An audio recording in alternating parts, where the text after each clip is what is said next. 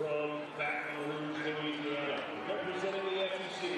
Let's meet the LSU Tigers. Leading off, the left fielder, number 6, Derek Hurriell. Batting second, the first baseman, number 22, Jared Jones. Batting third, the second baseman, number 14, Daniel Dickinson. The cleanup hitter and designated hitter, number 16, Ethan Fry. Batting fifth, the shortstop, number 4, Stephen Milo. Batting sixth, the right fielder, number 11, Josh Pearson. Batting seventh, the catcher, number 23, Luis Hernandez.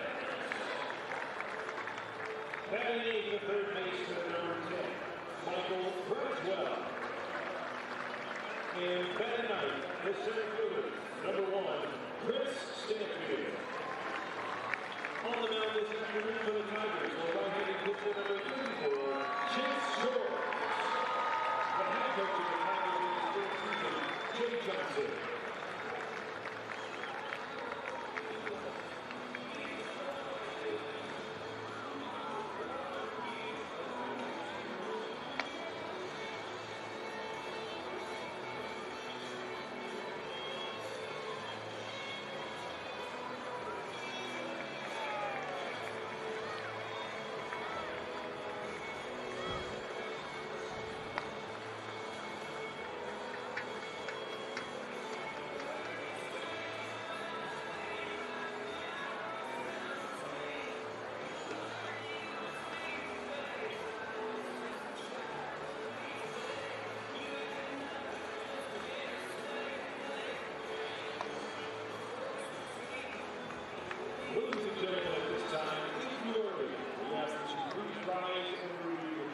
And join us in honoring America, singing the national anthem this afternoon. Please welcome Lady May.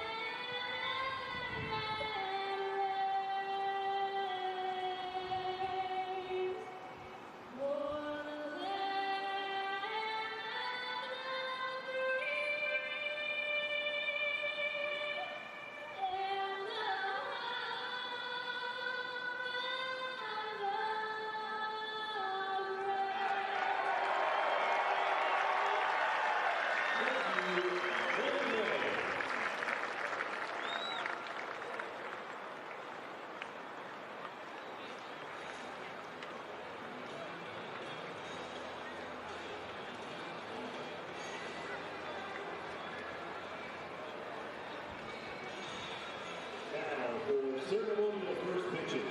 Let's welcome to the field LSU fans, Michael Myers and Nicholas Myers. Michael and Nicholas are throwing out the first of today's ceremonial first pitches.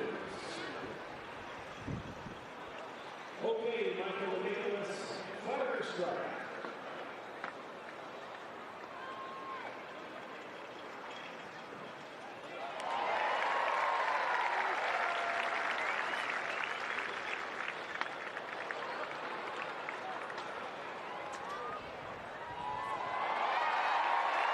Michael and Nicholas Myers, strike 1 and strike 2. Now, for another ceremonial first pitch, let's hear from Crawford. Crawford is going to come out to the mound to fire strike 3. Take it away, Crawford. Let's hear for Michael, Nicholas, and Crawford.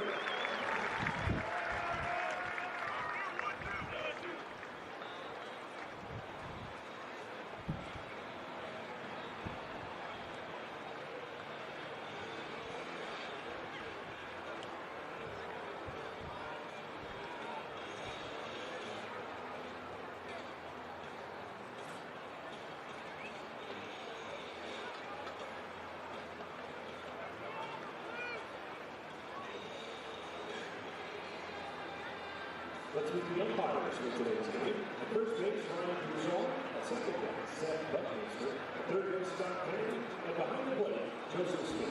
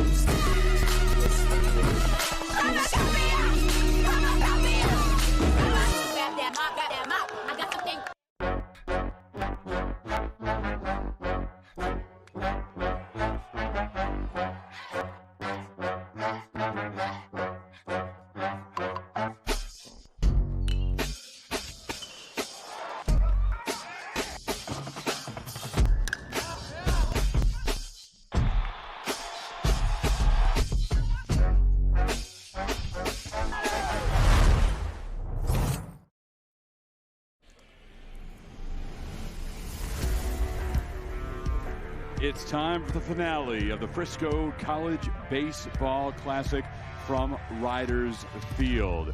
LSU 2-0 on the weekend, taking on 0-2 Sam Houston. The Tigers have already clinched the championship belt. This is the hardware that they will receive after this one is over, but receiving that at 3-0 would certainly feel a lot better than getting it at 2-1.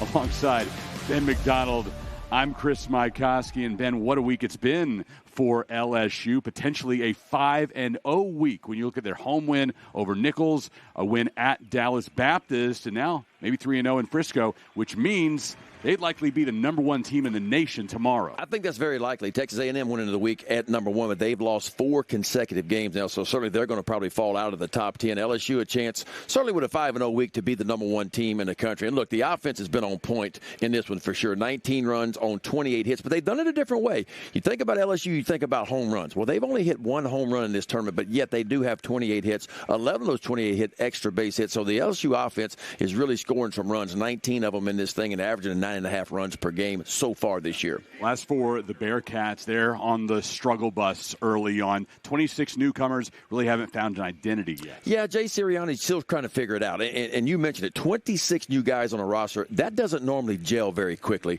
This is a much better team than what they've been playing. 2-8 on the year for the Bearcats, but certainly they are better than that. And I think they will get better than that, but it's going to take some reps and maybe guys trying to figure out what their roles are going to be. The offense has been the biggest biggest problem for the Bearcats. I mean, last year they averaged about 7 runs per game. This year it's only about 5 runs per game. The batting average is down a little bit. But one thing they do well, they steal bases. They led Conference USA in stolen bases last year. They're towards the top again this year, too. So I look for them to pressure up LSU. Whenever they get on the base pass, they're going to run a little bit because that is their strength. Sam Houston is the designated visiting team in this one. Let's take a look at their starting batting order. Parker Blackman will be in the leadoff spot today, playing in center. Then it's Hunter Autry, the left fielder. He has 3 home runs on the year. Autry and Blackman are tied for the team lead in batting average at .333. Then it's the first baseman, Ryan Frandon. The catcher is Ty Marthel-Johnny. It's his birthday today. The right fielder is Brady Christensen. Then Blake Brown at third base, followed by Grant Nodelman, the DH. Addie Smith is at second, Jace Martinez, the shortstop. The bottom 3 guys in this order all hitting below 200. Again, just trying to find their stroke. Chase Shores on bump for LSU. Last time he was out there, went 5 innings against Omaha. A 12-1 win for the Tigers, where he allowed 3 hits and not a single Maverick run. Yeah, Chase Shore, 6'8", 252 pounds, a junior. Didn't pitch at all for LSU last year. Had Tommy John surgery about 2 months into the season a couple of years ago when LSU won the national championship. He's battling his way back. Only had 18 total innings before his junior year began. But you mentioned it, Purdue-Fort Wayne, he was really good. Gave up 1 run in 5. Had 5 shutout innings his last time out against Omaha. So he comes in 2-0 with a .90 ERA, 13 punch-outs in 10 innings of work. And it is a big arm. You're going to see a fastball that's going to be 94 up to the upper 90s. First pitch, straight up 3 o'clock. This game was moved up by an hour because of rain in the forecast later today. Hoping to get this one in before we see anything fall from the sky. 1-0 pitch to the second baseman, Dickinson. Throws over to Jones. That gives us a chance to set the defense for LSU. In the outfield, left to right, Derek Curiel, Chris Stanfield, and Josh Pearson. In the infield from left to right, it's Michael Braswell, Stephen Milam, Daniel Dickinson, and Jared Jones. Milam and Dickinson, along with Jones, making one of the most spectacular defensive plays you'll ever see yesterday. Well, as good as this offense has been for LSU, the defense has been even better. They're the only team in this tournament that has been clean on defense so far. Not an error in 2 games for LSU, and it's been one of their strengths this year. This is Hunter Autry for Sam Houston. We'll have a chance to show you that clip a little bit later on. Dickinson to Milam's bare hand and the pirouette. Capped up with that great stretch by Jones. It was making its rounds last night. Pretty much anybody who had a camera trained on the field shared that footage. You wanted to look at as many times as you could. That's what you call a big league play right there. You don't see many middle infield in Major League Baseball that can make a play like that. But I tell you what, Dickinson and Milam put on a show last night. And the defense was good, really, all the way around. Nebraska played good defense last night. LSU played really good defense as well. It was a well-played game. Autry waiting on the 2-1 from Shores. Missing high. Yeah, Chase Shores, I mean, we talked about the velocity. First 2 pitches of the game, 99 miles per hour. That one at 98. And for a power pitcher, he throws mostly 2-seam fastballs. It is a hard sinker. And when he's on his game, of course, he's creating swing and miss, but he's also creating a lot of ground balls as well. Thought for a moment he had a free pass, but that does catch the outside corner. We have the TrackMan technology here in our broadcast booth. We'll every once in a while refer to the robo-ump, and that agreed that the last pitch was a strike. 3-2. Fouled off into the LSU dugout. Heads up. That's when you know. That's when you know you have a good fastball right there. Here's that defense yesterday from the LSU middle infield. Yeah, this is incredible. Dickinson just a glove flip to Milam, who catches it barehanded and a dart. And, of course, Jared Jones, the first base from the back end stretch. All of that 6'4" frame he had towards second base to complete an unbelievable play. Autry takes a free pass there. And talking to Stephen Milam last night, he said he and Dickinson have never worked on that play. It was strictly instinct, and obviously it worked out. Yeah, I mean, as a middle infielder and as a baseball player, you never assume anything on the field. And Milam never assumed that Dickerson was going to catch the ball and go to first with it. He was ready just in case he did get a flip from Dickerson, and he did. Fouled back. Yeah, and Milam said they just, they're out here to have fun. He quickly told him, flip it. Communication, and here's the thing, and don't forget, Milam is learning a new position. Played second base for LSU last year, so he makes a transition from second base over to shortstop, but you'd have never known it by the way he played yesterday. The 0-1 to Ryan Frandon is inside. Sam Houston has a steep learning curve right now, and Jay Sirianni told us, you come to tournaments like this, the types of teams that are in it, you cannot give them anything extra. And they've wasted some opportunities. They've given the other team some chances over the past 2 days. Well, you find out where you are. And conference play is coming up for both of these teams. Conference play is going to be starting here in 2 or 3 weeks for everybody. And so it's a good test to kind of figure out who you are and where you're going to try to plug in players. And so the Bearcats certainly have some things to work on. And we touched on it in the open if you missed it. I mean, anytime you get so many new players, it takes a while for players to gel, to come together. All those things take some time. But certainly Jay Sirianni had a really good year last year. He's been a great coach over at Sam Houston State. They'll get it figured out. The shortstop, Milam, running over to tag the bag and make the throw. His defensive prowess continues here in Frisco. The monster, huh? We called him a little water bug yesterday, and that's what he is. He can cover some ground at the shortstop position. No need to make the flip to Dixon on this one. Ball hit up the middle. We talked about Chase Shorts. He's going to create a lot of ground balls. He does there. LSU off the field with a double play. LSU coming to bat at Riders Field. Welcome to the powerhouse of college baseball, where the lights shine brighter, the fans scream louder, and the power is always on. LSU! LSU! LSU! LSU!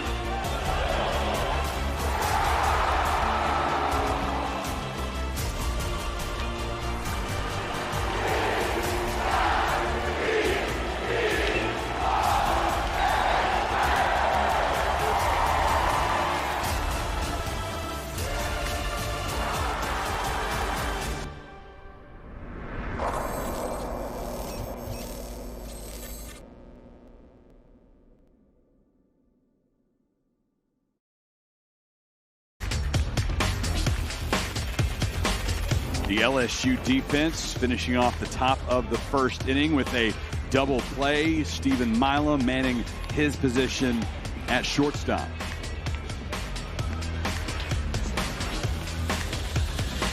Here's the LSU starting nine. Derek Curiel in left. Then Jared Jones. Bears hitting .410 on the season. He's at first base. Daniel Dickinson, the second baseman, had his third home run of the season on Friday. Ethan Fry is in the cleanup spot at DH. Stephen Milam, the shortstop. Josh Pearson. He had 3 doubles yesterday. He's in right. Luis Hernandez plays catcher. Michael Braswell at third. And Chris Stanfield, the center fielder.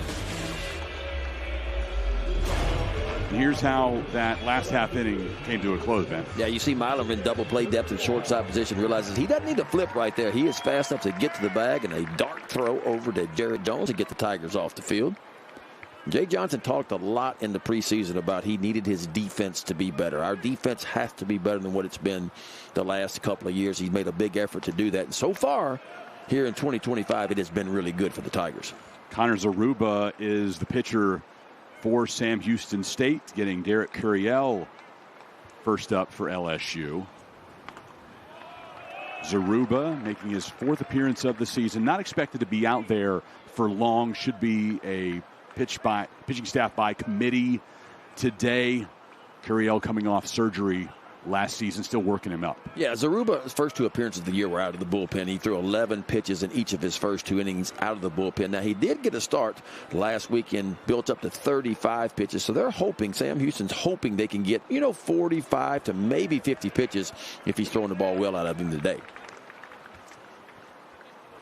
Zaruba from Yoakum, Texas.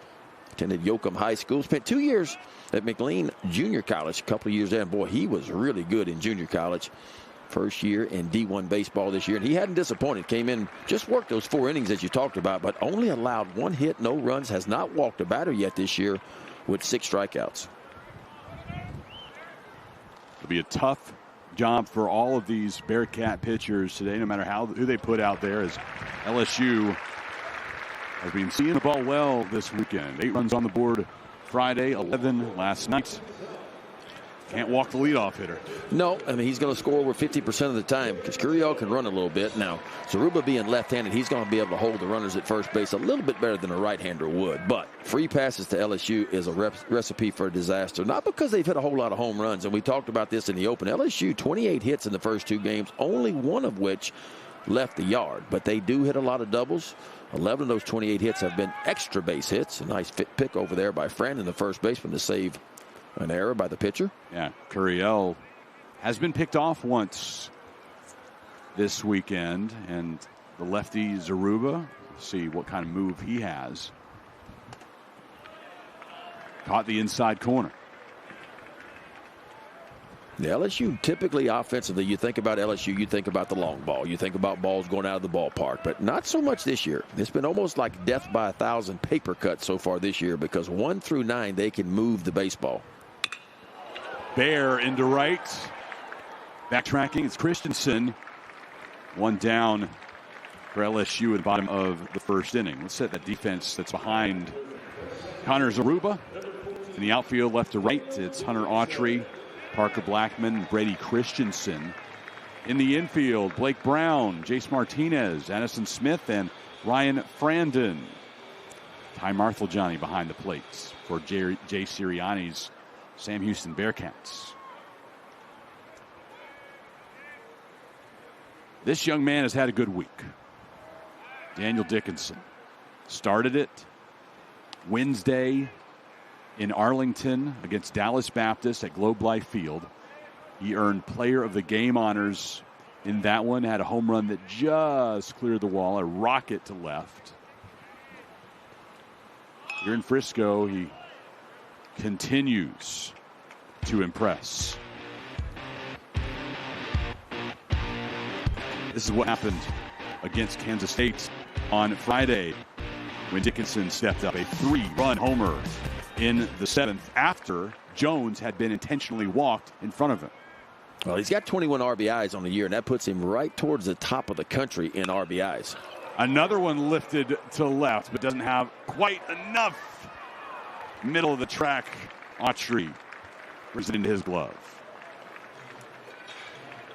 Well, anytime it pops off a bat going to left today, we start to get a little extra excited because that wind is going pretty good. Yeah, I walked over from the hotel today, and I was walking straight into the wind coming here, and it's gusting, especially when it gets up above the stadium, you know, the roof of the stadium. It's really blowing. But you can look at the flags in center field and the flags in left center field. It's pushing hard out toward the foul pole and a little bit toward left center field is kind of where it's moving. So if you get it up in the air with something on it, it's gonna leave the ballpark. I think one sign that it's really been gusting today, check out the flags in left center. You have the teams and the conferences, right? One by one, got LSU, SEC. But then 2 of the conference flags are gone. As we pan to our right, they may have blown away. The Big 10 flag is missing. The Big 12 flag is missing. Yeah, and as a player, the first thing I used to do is walk out in the field and see which way the wind's blowing. And I think the outfielders do that, and the coaches encourage the players to find it. Because this is a day when the ball gets high in the air over the infield and even in the outfield where everybody needs to pursue the ball and everybody needs to have communication. Because with the wind blowing like this, you know, it can start off in straightaway center field and end up almost over in left center field. Ethan Fry in the cleanup spot for LSU. 375 batting average, has a home run and 4 runs batted in. Facing a 1-1 count against Zaruba. Ran into the left side for Brown. He boots it, picks it back up to first in time. Did a good job sticking with that ball and getting the 3rd out of the inning. Derek Curiel reaches first with a lead-off walk. He's left stranded, and we are scoreless through 1 inning of baseball in Frisco.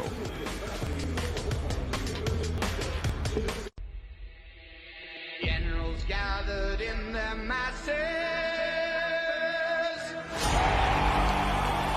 just like witches at black masses.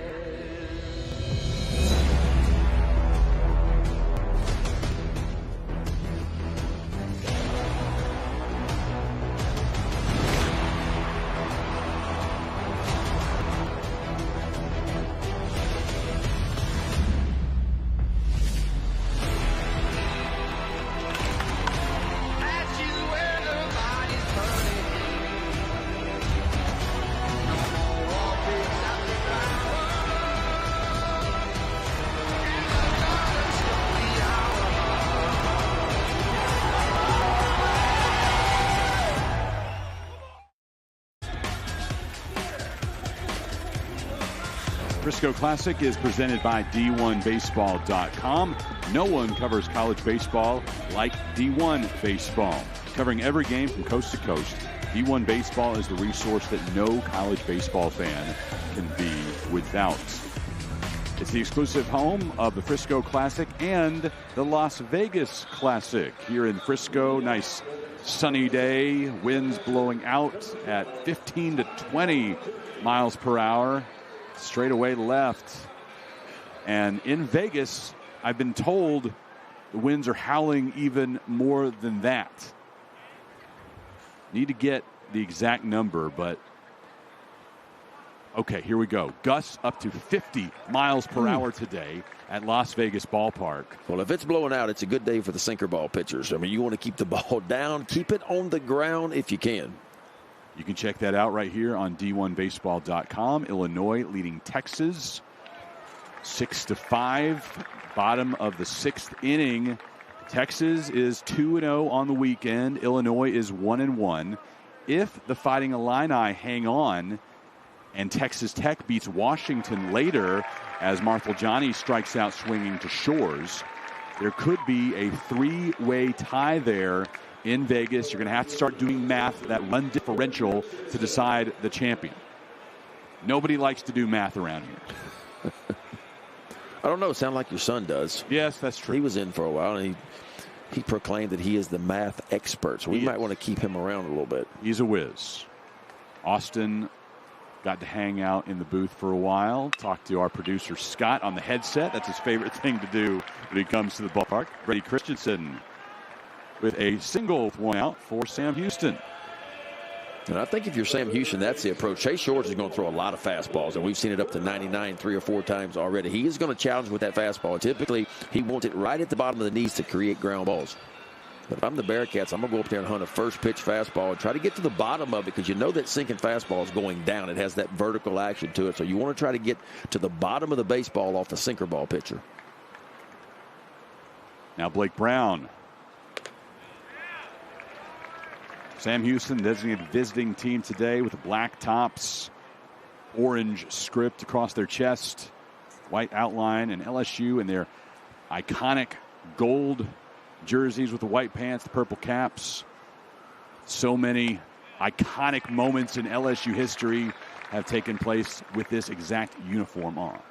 They call them their championship goals. Well, today they know they've already won another championship. Frisco Classic champs have clinched that title, as even with a loss today against Sam Houston, they would win a head-to-head tiebreaker with Kansas State for the title. But 3-0 feels a lot better than 2-1. You don't want to have that championship belt presentation after a loss. Nope. And you want to win every game you can. I mean, at the end of the year, it matters. It matters for a lot of different reasons. No matter who you're playing. Because when that selection committee comes together, I mean, all your wins, neutral wins, road wins, home wins, they all matter. Of course, a little more emphasis on the weekend stuff, because that's when you're seeing your best pitchers go out there. 1-2 to Brown. Oh. Got him swinging. Second strike out of the frame by Shores. Yeah, Shores has got that good slider. It's that sweeping slider. Doesn't have a lot of depth in it, but it's got some really good horizontal break in it, kind of going hard right to left. And you can see where Hernandez is set up on the outside part of the plate, and you can't throw one any better than that one right there. Just dots an eye on the outside part. Second strikeout. of the game. Second strikeout of the inning for Chase Shores. Now Grant Nodelman will have an opportunity. It's a 3-pitch mix, fastball, slider, and a changeup. We've not seen the changeup yet. It's been heavy fastball and slider to this point for Chase Shores. Nodelman taking. Sam Houston coaches love his pop from the left side. Way he executes and handles the bat.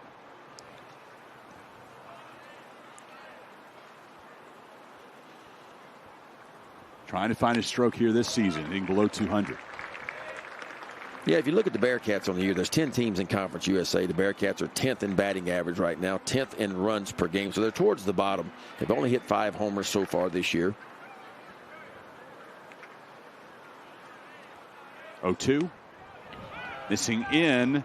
Christensen down to second. Looked like it took a moment for Hernandez to realize that Christensen was off. Yeah, that was a delayed steal, it looked like, by Christensen. He didn't go as soon as Chase Shores picked that leg up. He kind of shuffled, and then took off and caught the Tigers sleeping a little bit on that one. Tough pitch to throw on, too. He's expecting the ball. Hernandez is expecting the ball on the outside part of the plate. That ball was down and in. Not a great pitch to throw on. 1-2.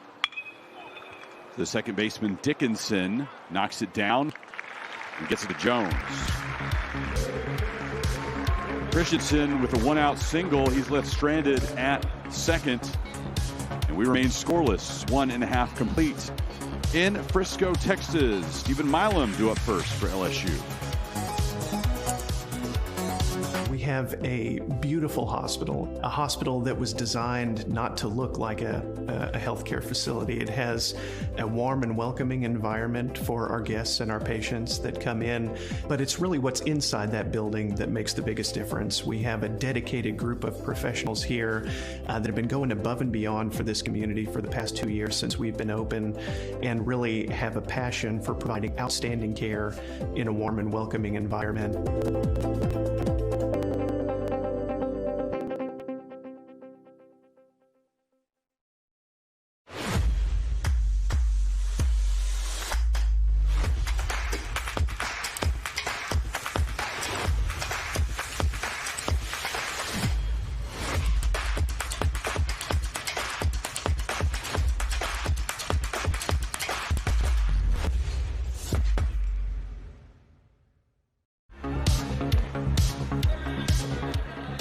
LSU fans packed the house last night along with the Nebraska faithful, set a record, 11,003 in attendance.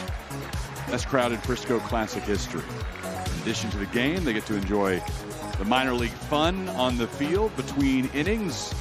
This is the Chinese food challenge. You've got the 7-foot-long chopsticks. It's tough. Guy on the left, one item away from taking the title. Ah! Yeah, I can't do the chopstick thing. I always ask for a fork. Me too. You ever tried to eat soup with chopsticks? I mean, it's really tough. Comeback win from the guy on the right side. This is Stephen Milam. He'll be followed by Josh Pearson and Luis Hernandez. Milam, one of 3 Tigers already in double digits in RBI. He has 10. Also stellar on defense. Yeah, a lot of people were wondering, could Milam make the transition from second base to shortstop? You know, you knew the glove was good enough. You knew the range was pretty good. The question was, you know, around Tigerland was the arm good enough to play the shortstop position? Because that's typically where you see your strongest arm in the infield. Well, so far this year, he's been on point, and he makes up for maybe not as strong as arm as a lot of shortstops have by getting to the ball quickly and getting it over towards first base really quickly as well. Milam with a rocket to left. It'll get out of the yard. Onto the home run terrace and back to the field. Stephen Milam. Home run number 2 on the season. A solo job to begin the second. 1-0. Fighting Tigers. But they call him the monster. Around Baton Rouge, and Monster Milan puts LSU on the scoreboard first. His second long ball, his 11th RBI. And boy, he just went down and stuck his nose on that fastball, and almost a line drive just straight away left field.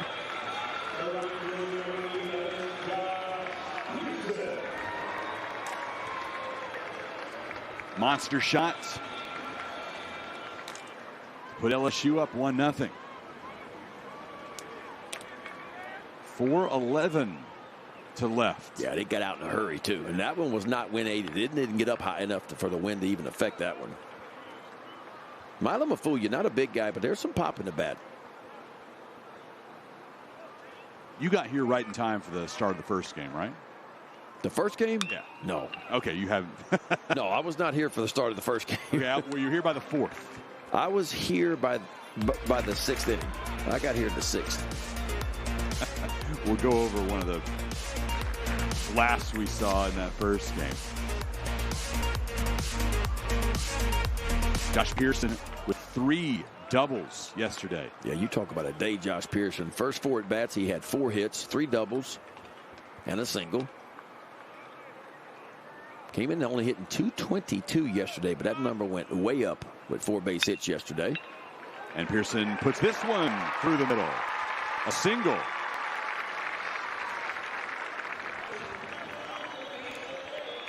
Pearson, one of those guys that Coach Johnson would go to war with. The love between those two. You heard that Pearson dressed up as Coach Johnson for Halloween. You've got to have a great relationship if you're going to do that with your head coach. Yeah. You know, it's a big year for Josh Pearson. Senior year, and more importantly than that, his brother's on the team, too, just a freshman, and John Pearson. So first time these two have ever been on the same team together. So it's a thrill for both of the brothers to get the lace up and put that LSU uniform on and be on the same team. So after that 411-foot homer by Milam, I was wondering if you had saw what was the longest home run of the weekend. I heard about it. Yeah. They said they went plumb out of the ballpark and almost hit the apartment complexes out in left center field. 1-1 to Luis Hernandez. Yeah, it was Keegan O'Connor for Kansas State. 480.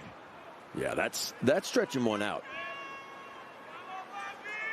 But these exit velos we're creating in college baseball right now it's kind of scary in some ways, to be honest with you.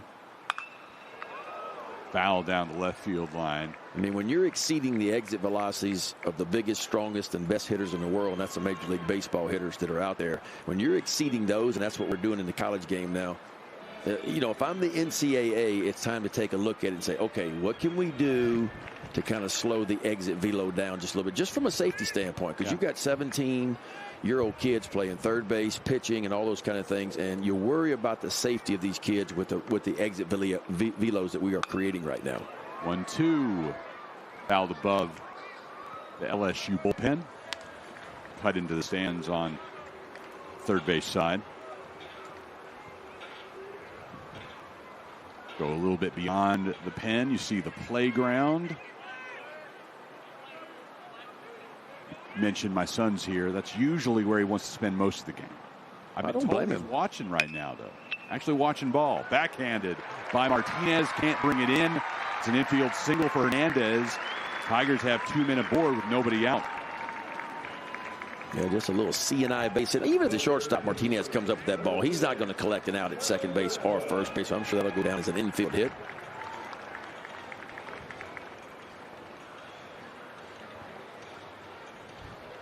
To tell you kind of what I'm talking about, the opening weekend of college baseball, only 48 games in this survey right here, but there were 47 balls hit 110 miles per hour or harder. And that was just opening weekend, okay, of college ball. They went back and looked at Major League Baseball the entire 2024 season. That is 162 games by all 30 teams. There was a total of 30 balls hit the entire year that exceeded 110 off the bat, and yet the college game did it in opening weekend. They did 47 balls over 110 off the bat, to kind of give you an idea. Pearson's at second, Hernandez at first. After back-to-back singles, Braswell shows bunt, looking to sacrifice them both up 90 feet. Tigers have had a couple of character-building wins this weekend, and they've shown they don't have to rely just on offense, not just on pitching. It's a well-rounded, high-character team that Coach Johnson falling more in love with every day. Yeah, it's come together a little bit quicker for LSU, obviously, than it has for Sam Houston State. Both these, I think, LSU 25 new players on the roster, Sam Houston State 26 new players on the roster. And as we talked about in the open, sometimes it takes a little time for these teams to gel, and you get so many different people coming in and putting on new uniforms. Braswell lays down a bunt to the third base side. Brown has to hurry. Pearson and Hernandez move up. Boy, well done by Michael Braswell right there. That is a perfect bunt down the third baseline, and that's what you're trying to do. Runners on first and second. You want to bunt it toward the third baseman to make him vacate that bag and come make the play at first base. That way there's a clear path for your runner at second to get to third. And of course, on the back end, Hernandez goes from first to second.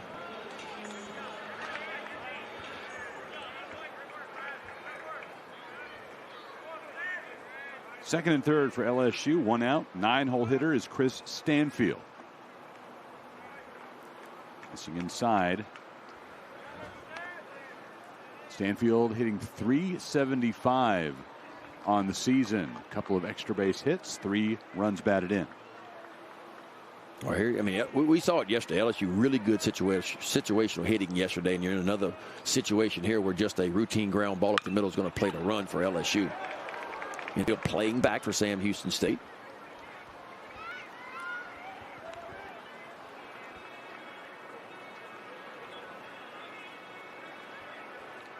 Tigers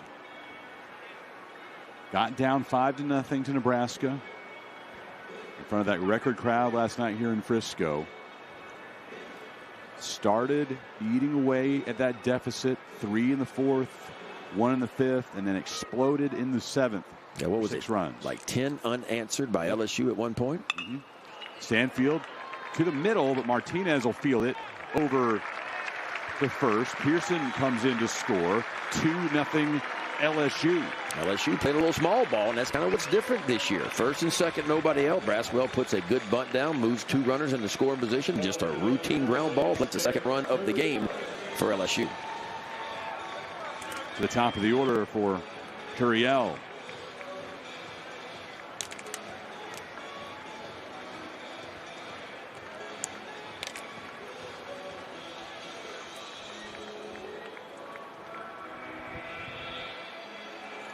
The freshman hitting .415.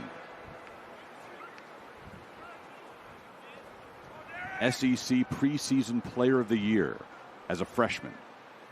The freshman of the year, that is, of course, is what I meant to say. That'd be high praise. If a true freshman came in and they said preseason player of the year. No, preseason freshman. Well, maybe one day. I mean, you could see that by Curiel. Maybe for next year or year after next, he could be that guy, because he has been impressive so far in his rookie season at LSU. And Jay Johnson trusts him enough, and it's not very often you plug in a true freshman at the top of your lineup. But Jay Johnson trusts his swing decisions. If you watch him, he really works the count. He's going to make pitchers throw strikes. Now, a little bit tougher today, lefty on lefty type matchup. He's obviously a little more comfortable, like most lefties are off right-handed arms. But he's going to give you a nice patient at bat, and he's going to spray the ball all around the field. Continues that patience. 3-0. Drew a walk in the first. 1 pitch away from another in the second.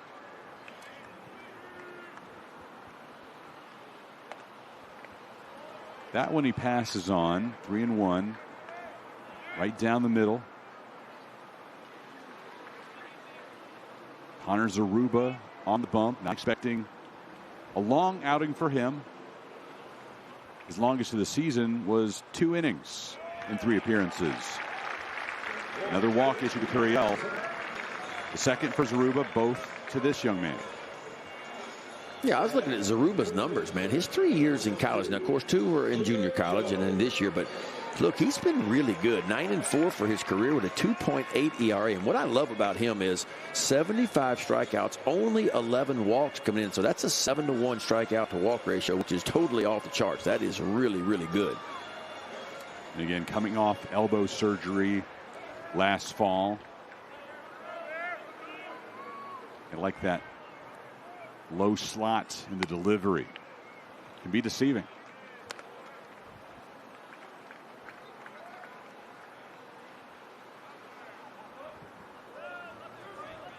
Here's Jared Jones, who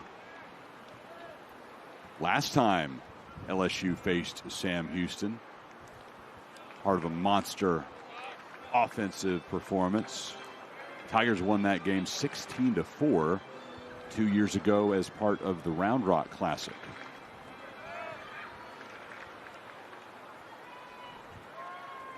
Yeah, Jared Jones rated the #1 first baseman by D1 baseball in the entire country going into the season this year. Was a draftable sophomore. A lot of people thought he was gone. He was going to sign a pro contract, but wanted to come back to LSU. And Jay Johnson was not disappointed when he decided to come back. I think not. 2-0.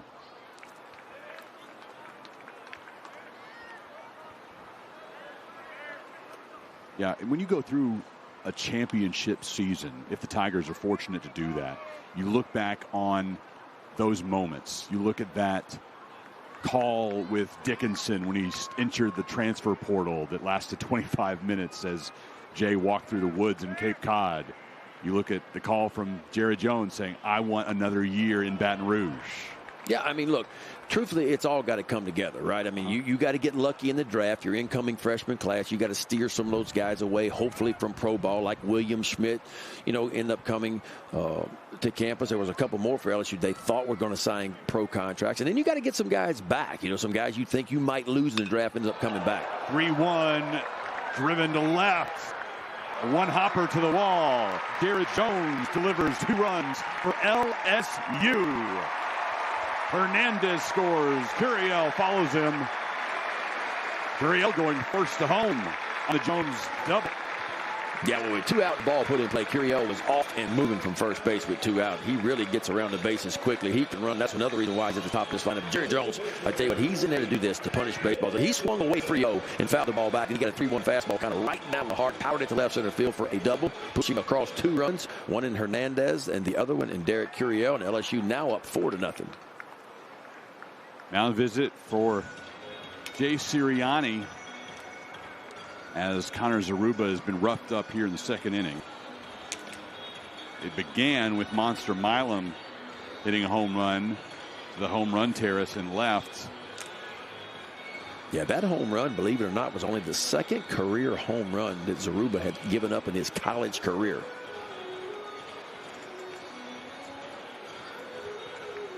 There's that jack that began. Yeah, second. You were talking about bat speed. I mean, Milam got it in. We saw it last year in his true freshman year. When they tried to get the ball inside to him, he's got a nice short stroke to the ball. He can get those hands in tight to the body and get the barrel to it, and he did it in that situation. They'll let Zaruba continue. Yeah, Zaruba's at, 42 pitches, so he's getting close to the end. There is movement out in the Sam Houston bullpen, but nobody up and throwing yet. You imagine that begins in earnest at the end of this frame. Here's Dickinson. Flied out to left in the first.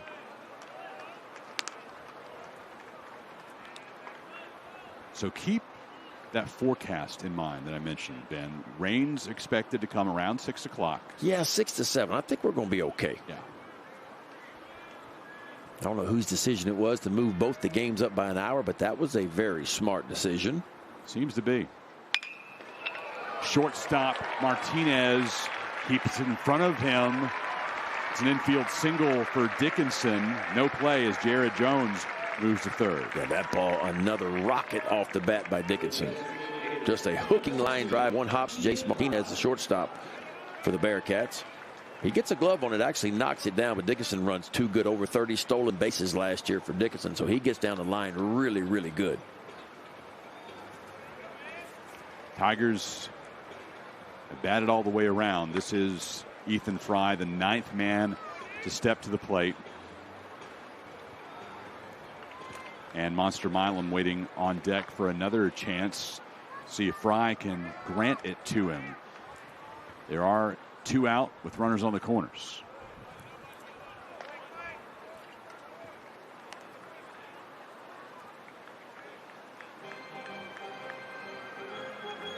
I was about to say, you watch that forecast as we get a little closer to those later hours. As long as LSU can get through 5 innings, hold the lead, still walk away with 3-0 on the weekend. Yeah, LSU's with the home team, so you get through 4 1/3, or 4 1/2. That's a complete game.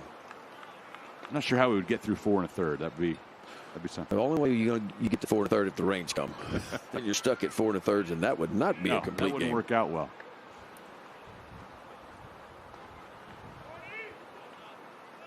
A ball and a strike with 2 out.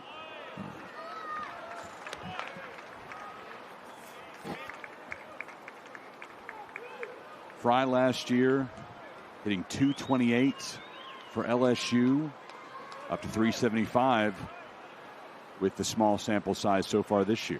Yeah, Ethan Fry has been patiently waiting his turn in an LSU uniform. Didn't play a whole lot as a freshman. Didn't play a whole lot last year as well.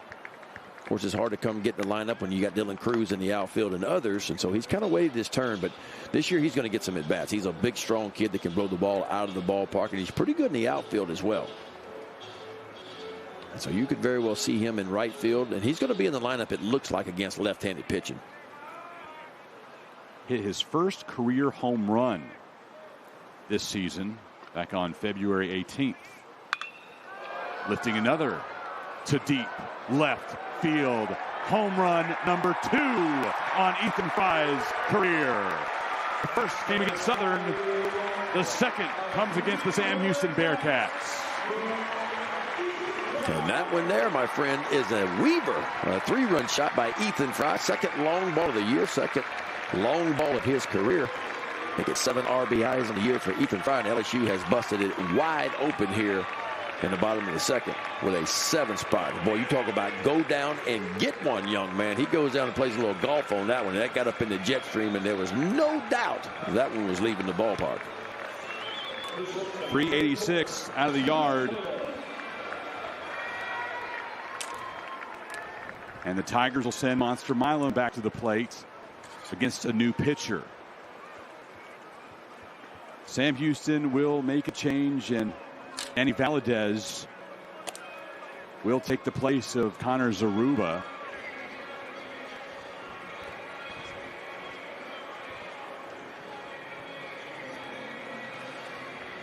These teams last met 2 years ago in the Round Rock Classic, the finale of that event. The title belt was on the line, and LSU got things started early. Braden Jobert with a home run in the first inning, and he followed up with another in the second inning. It was already 7-0 Tigers at that point, mirroring what we have today. How about Jared Jones going down the left field line for a solo shot? Made it 8-0 Tigers in the third. They'd go on to win 16-4, and Trey Morgan would lift the championship belt. And of course, that was the year 2023 when LSU won the national championship. And that's where it kind of all started to click, Coach Johnson said. That winning mentality where they were able to bounce back. Ben, remember, they lost the Saturday game in Round Rock to Iowa. That's right. A big shocker. The next day against Sam Houston, we talked about that run differential for the tiebreaker. Tigers knew they had to win that game by 10 or more to win the Round Rock Classic, and they go out and win by 12. It was a powerful offense that year for LSU. I mean, it was a second best offense in the entire country. I think they hit 130 or 40 something home runs on the year. They could blow it out of the ballpark that year. Offense a little bit different this year.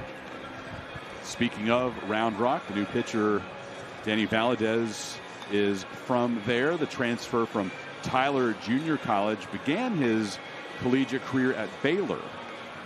Now in his third stop at Sam Houston and making his 5th appearance. Last saw him on Wednesday at Houston, where he went 3 2/3 against the Cougars, giving up 3 runs as U of H came back late to steal a win from the Bearcats. Yeah, Valadez has a good year so far.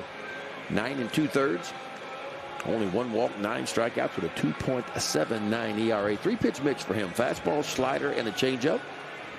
Fastball 89 to 92 with some sink to it. Pretty good slider and changeup as well. He gets the task of facing Stephen Milam to begin his outing.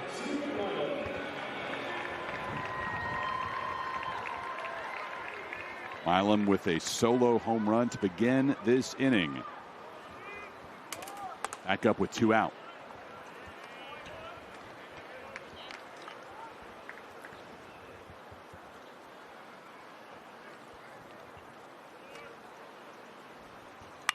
Milam into center. Parker Blackman has to hurry. Gets to it for the 3rd out of the frame. LSU roughs up Sam Houston in the 2nd. It is 7-0, and this is how it all started. Monster Milam, and then Ethan Fry adding a 3-run dinger of his own. All Tigers so far in Frisco.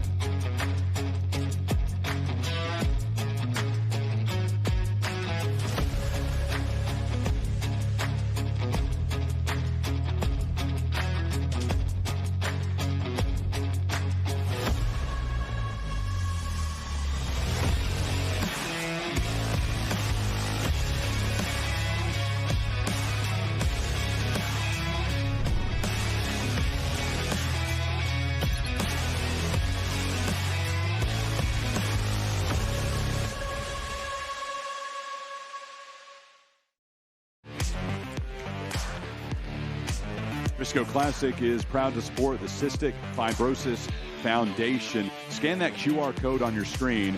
Make a donation to help us add tomorrow's to those living with the disease. If you prefer to type in a website instead of scanning a code, FriscoClassic.com is the place to go.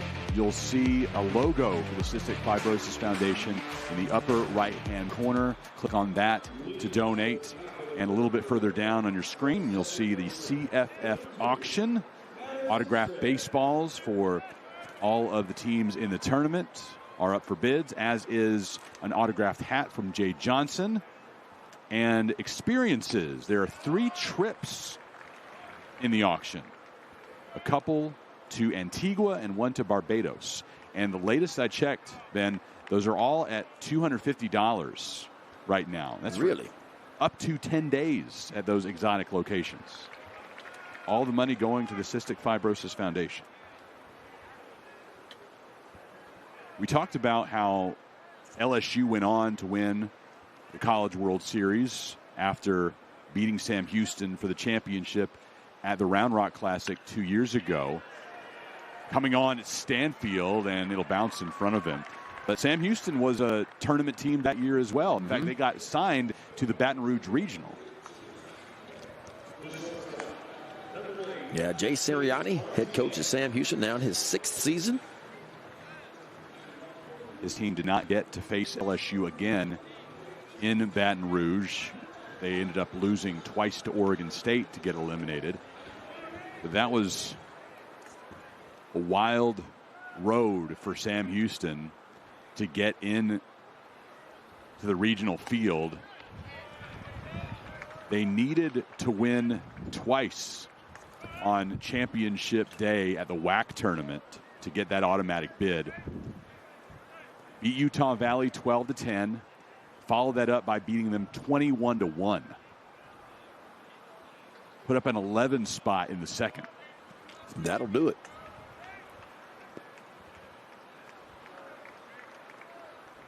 That Utah Valley team, who was their leadoff hitter? I don't know. Daniel Dickinson. Oh. That's right. That was his first year on campus, huh? 23? Yep. And then last year, he had put a monster year together at Utah Valley. I think he had 18 homers, drove in a bunch of runs. hit like 350. That's why when he hopped in the portal, Jay Johnson, and that's what these coaches do now. You know, they're searching that portal because the portal updates all the time. So the coaches are always updating it, looking for the newest names that are on there. But look, it's a tough time. I remember when Jay Johnson, speaking of 23, was in Omaha. Jay Johnson was one. Wes Johnson had taken the head job at Georgia, but he was going to finish the year out in Omaha was the pitching coach for LSU, but he'd already committed to be the head coach at Georgia. So Jay was in Omaha trying to win a national championship, trying to find a pitching coach, trying to hit the portal, trying to do all these things. How about Milam to Dickinson and couldn't finish the DP to Jones? Throw him out. I don't know why he's not running. Is he going to be out? No. They saying that. I think it went into the photo well. Or it looked like it hit I couldn't tell if it went in the photo well or if it went off the net and kicked in.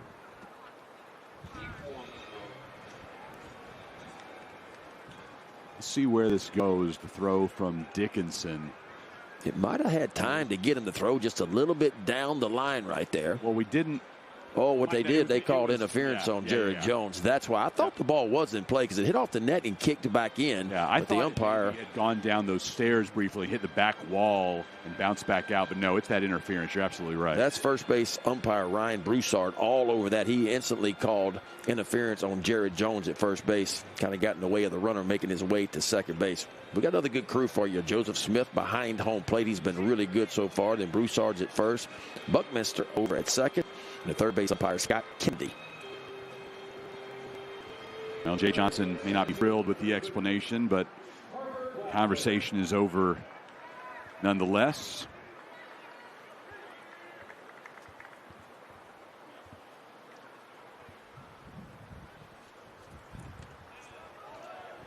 Top of the order for Sam Houston and Parker Blackman. So Martinez moves to second on a throwing error by Dickinson. After reaching on a fielder's choice. Parker Blackman grounded out to second, his first time up in the first inning. His Bearcats trailing 7-0. Tigers scored all 7 of those runs in the bottom of the second inning.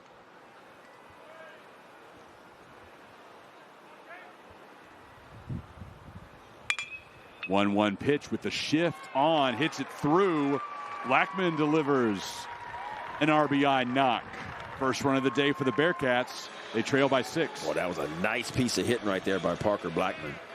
That's that hard two-seam fastball, and it was kind of sinking and running away from Blackman. Didn't try to pull it. Watch this. This is a good piece of hitting. Just an inside-out swing. The hands go first, the barrel behind it. Milam was swung over, as you mentioned, in a pull position almost behind second base, so the ball gets through, and the Bearcats are on the scoreboard. Hunter Autry into the box. Blackman standing at first after his 4th RBI of the season. And we mentioned it earlier, the Bearcats are going to run. That's one of the things they do well. 1 stolen base already today, so they're 18 for 19 on the year in stolen bases. And Chase Shores, the pitcher for LSU, he's 6'8", and it takes him a little while to unwind. The 0-1, Blackman going in there with a high throw, 5th stolen base of the season for Blackman. I mean, most teams, when they get down, 7-0 or 7-1 or whatever, they shut the running game down. They don't want to run themselves into some outs, but not the Bearcats. I mean, that's their strength. They led Conference USA in stolen bases last year with 99 of them, and they are off and moving today for sure. 18 of 19 on the year now. Autry sends one through the right side. That'll plate Blackman. Bearcats have a couple in the 3rd. Well, I know runs have been hard to come by for the Bearcats. I mean, they only scored 6 runs in the first 2 games of this tournament. But looking pretty good today. They got a long way to go. LSU put that big 7 spot up in the bottom of the last inning. Nate Yeski will pay a visit to Chase Shores after he gives up the 2nd run for Sam Houston.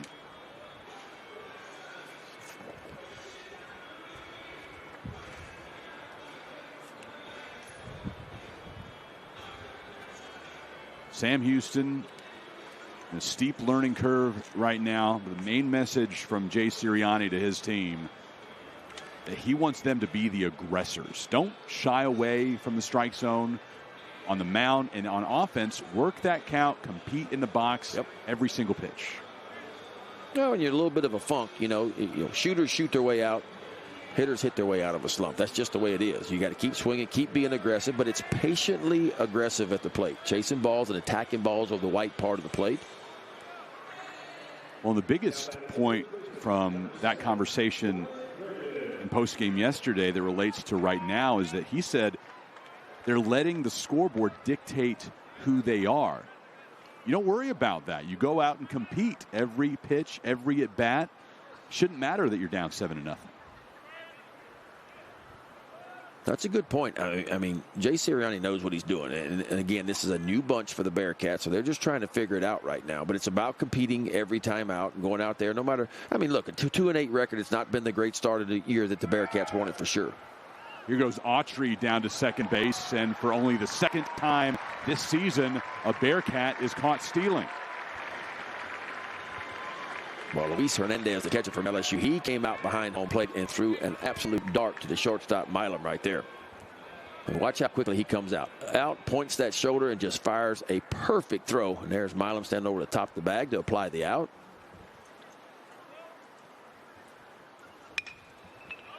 Opposite field by Frandon. Outstretched Curiel making the catch. How about the freshman? Continues to amaze all weekend long. Yeah, he's a difference maker on both sides of the ball. And you mentioned earlier, that's why he's projected by D1 Baseball to be the freshman of the year in the SEC. Wind blowing out, ball slicing a little bit, kind of coming back to him a little bit, but he goes hard to the gap and leaps up and catches that ball. Well done by Curiel. It'll be Pearson, Hernandez, and Braswell for LSU in the bottom of third.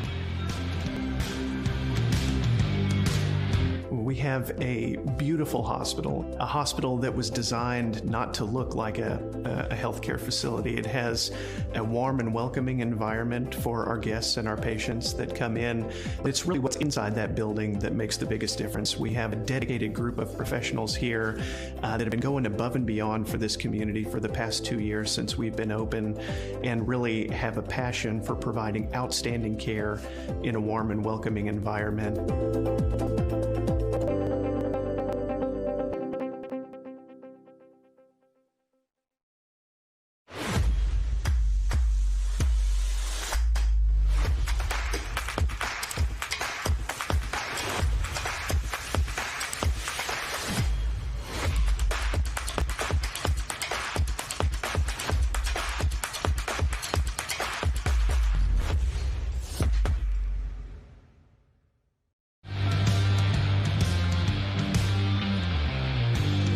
Riders Field, Frisco, Texas, home of the Texas Rangers AA affiliate.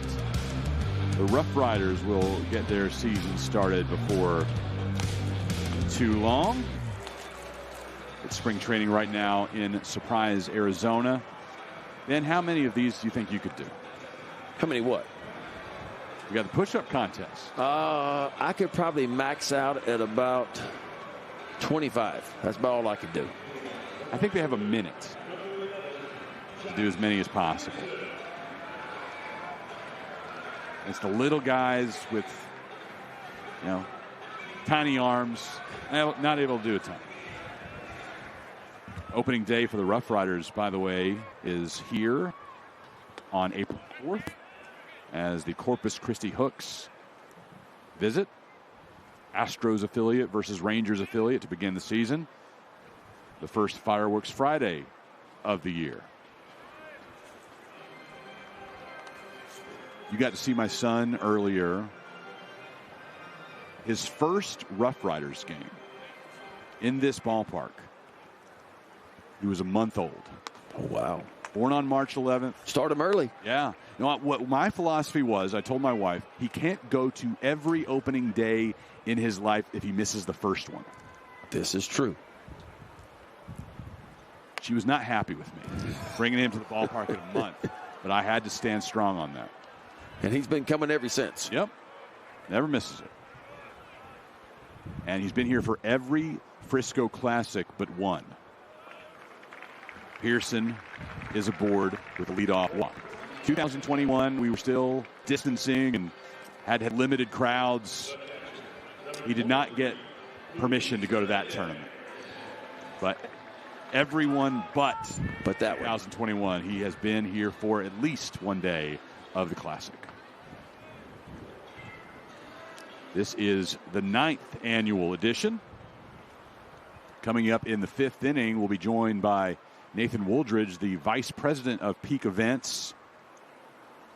And as we always do in that conversation, in the final game of the tournament, we try to pry the information out. Who's going to be here next year? Hoping he'll reveal at least one team. It's possible he could tell us all 4. Last week at the Round Rock Classic, we had Peak Events President Ryan Holloway on with us, and he was able to give us all 4 for Round Rock next year. Who are the 4 for Round Rock next year? As of now, the field is set as LSU, going back to Round Rock, then Baylor, Southern Miss, and a second consecutive trip for Oregon State. Well, that'd be 4 solid teams there. Oregon State always in the hunt. Of course, LSU. Southern Miss. You talk about mid-majors that make a lot of noise. Southern Miss right at the top of it. Left side of the infield gets through. Blake Brown under his glove. Hernandez with the single. Now 2 men on for LSU, and Michael Braswell due up. I'm not sure what happened to Blake Brown right there. That looked like just a routine one-hopper that had a chance to be a double play. Just a one-hopper, but I don't know if he was looking towards second base, getting ready to try to turn that double play. The ball just went right underneath his glove.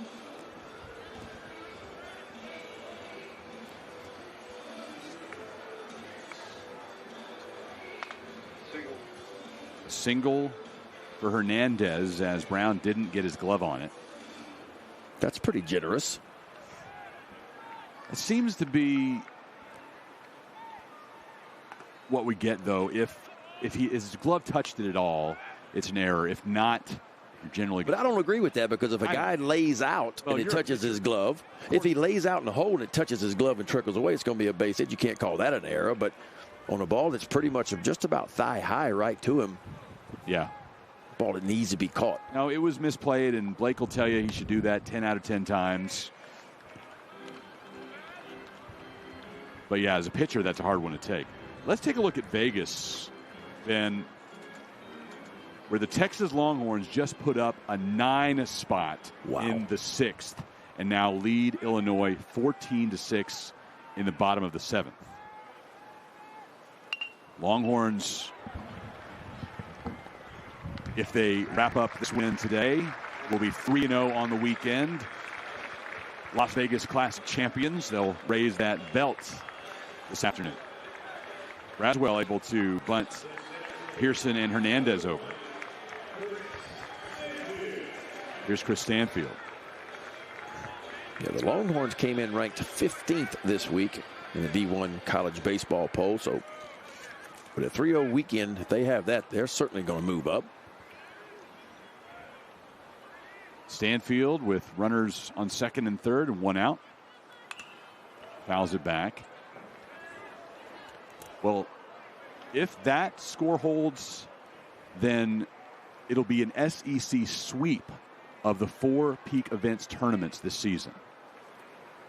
Oklahoma won in Round Rock, Alabama in Jacksonville, LSU here in Frisco, and Texas on the way to winning in Vegas.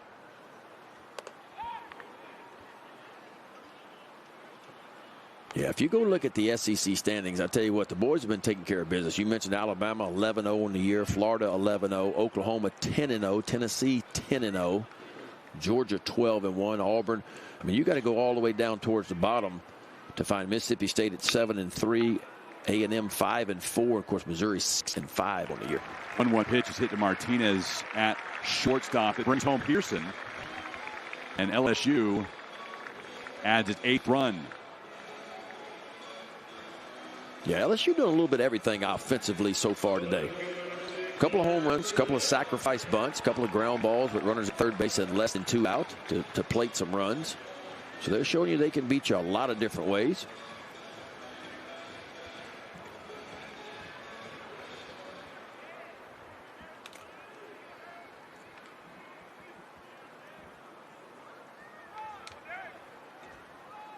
Here's Curiel. Leadoff hitter for LSU, who has walked both of his times to the plate. Left stranded in the first and came around to score one of LSU's 7 runs in the second. The big surprise in the SEC is Texas A&M at 5-4 and 4 consecutive losses for the Aggies, the #1 team in the country that will not be #1 tomorrow when the new polls come out.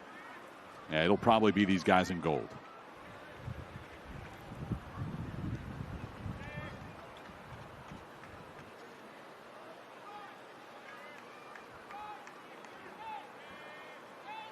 Oh-2, missing high to Curiel.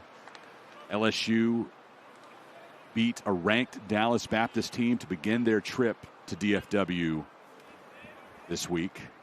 Then came up the road to Frisco for practice on Thursday and 3 games beginning on Friday.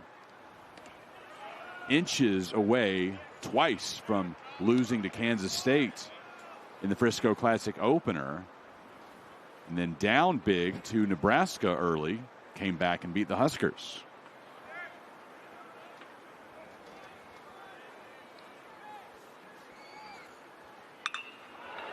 Into left center, Curiel brings home Hernandez. Tigers add another on a double from the freshman.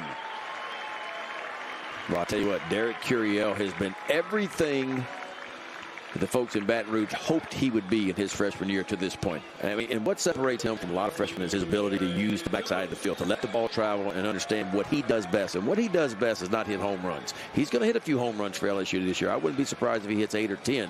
But what he is going to do is going to spray the ball all around the ballpark. He's going to be very patient at the plate, and he's going to make you pitch to him. Here's Bear Jones. 2-run double for him in the second.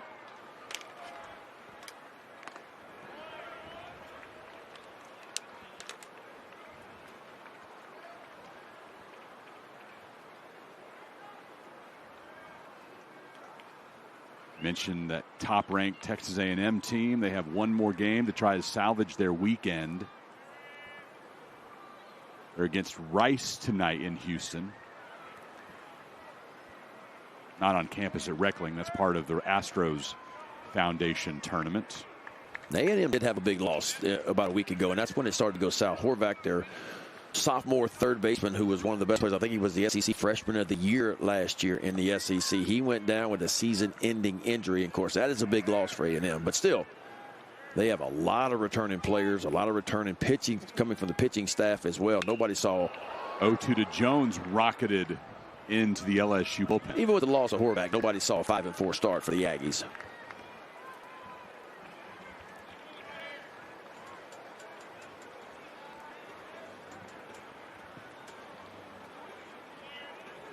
Aggies will again try to salvage one in Houston against Rice tonight. May have a bit of a palate cleanser next week as they face Texas Southern and then 3 with New Mexico State. Aggies versus Aggies next weekend in College Station. Then Alabama looms to begin SEC play at Bluebell. Martinez scoops and throws to first. Jared Jones is retired. Derek Curiel with an RBI double. Bring home Hernandez and give LSU the 9-2 lead that they hold right now over Sam Houston. The Tigers are your Frisco Classic champions, trying to end the weekend 3-0 with wins over Kansas State and Nebraska already. A big on Sam Houston.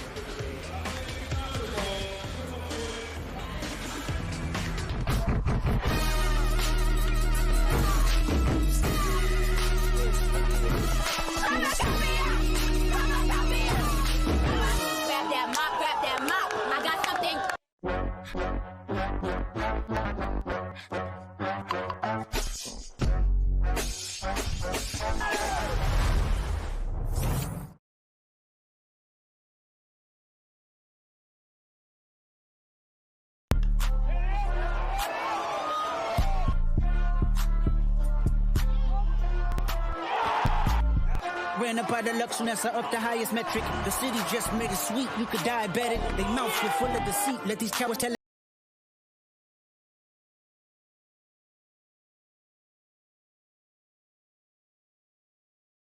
got my foot up on the gas, but somebody gotta do it.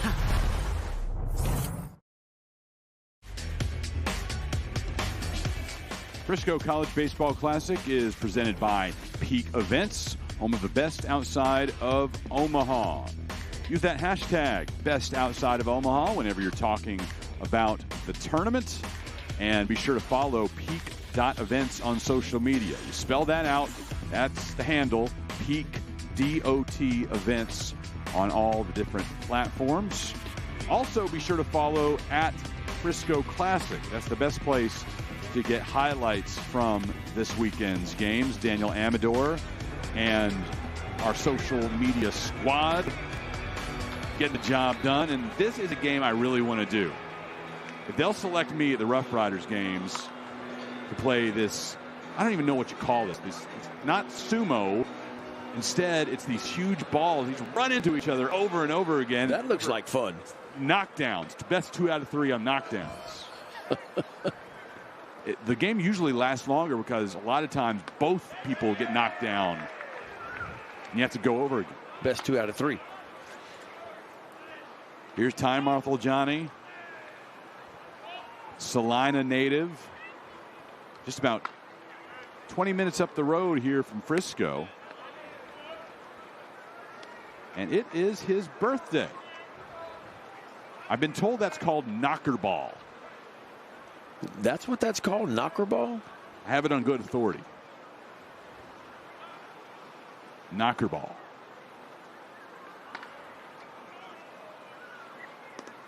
That's one of my favorite people in the world sending me that text, and I trust her. That's the great Gina Lynn. A foot version of bumper cars. That's kind of what it is. Gina Lynn, such an important part of our Peak Events family. She's in Vegas right now, and because she loves us so much, she is watching live and in person the Illinois-Texas game and listening to us from here in Frisco. Busy. Marthel-Johnny fouling that one off, the birthday boy. In the post-game press conference yesterday, Jay Sirianni was asked if the Marthel-Johnnies are excited to be so close to home, to have all their family and friends around. You know they are. Well, he said they're so quiet, it's hard to get them to show excitement about anything. So he doesn't know if they're happy about being home. I think it's a safe assumption.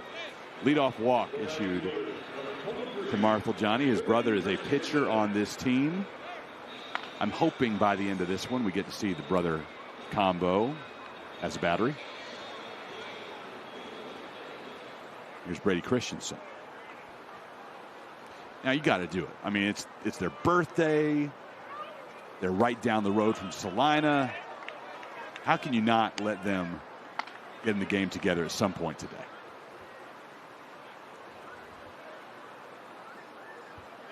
Christensen singled in the second, was left stranded at second base.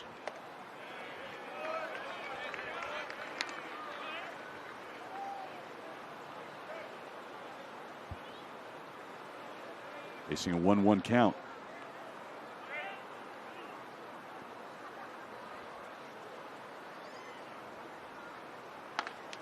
Christensen at his third collegiate stop, began at Iowa Western, then on to San Jacinto College, now in Huntsville. Last year hit .280 with 3 homers and 18 runs batted in.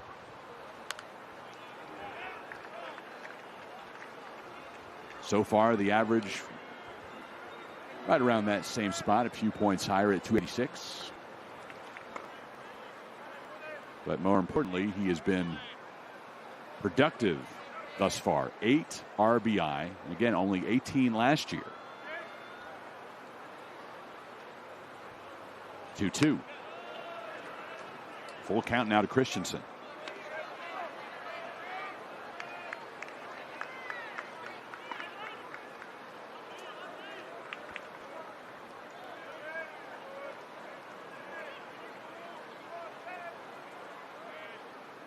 Shores delivers through the right side of the infield. 2 men on, nobody out for the Bearcats. With the Bearcats now. I know they've been struggling hitting a little bit. That's their 5th base hit. We're not even through 4 innings yet off of Chase Shores. They're not hitting it hard, but they're hitting it in the right spot. And we talked about Chase Shores. It's a power-seeking fastball. He's going to create a lot of those, a lot of ground balls. When they're finding the holes, the Bearcats can make some noise for sure. And if you're Chase Shores in this situation, 1st and 2nd, nobody out, that's what you're trying to do, create yet another ground ball, hopefully to one of your middle infielders to turn a double play. The Cystic Fibrosis Foundation auction has just come to a close, so we got to see the final price for our winners. All the money going to CFF. The St. James Club Antigua trip went for $500, as did the getaway to Barbados.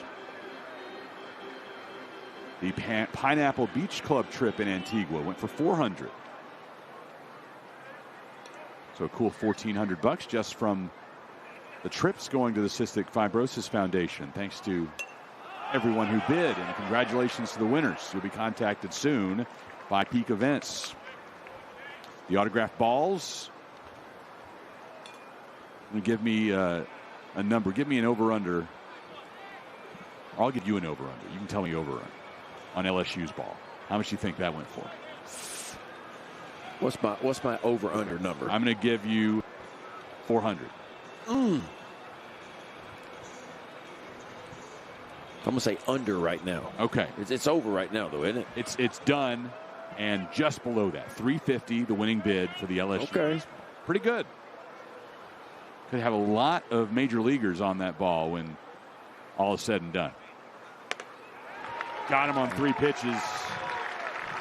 Blake Brown goes down swinging as Chase Shores reared back and fired that one at 98. Ben. Yeah. We've seen the 4 or 5 at 99. He goes up top shelf on this one at 98 miles an hour and gets it right by Blake Brown, who tried to bunt the first 2 times up, then had the green light with 2 strikes and couldn't get it done. Here's Nodelman. 1 out, 2 on.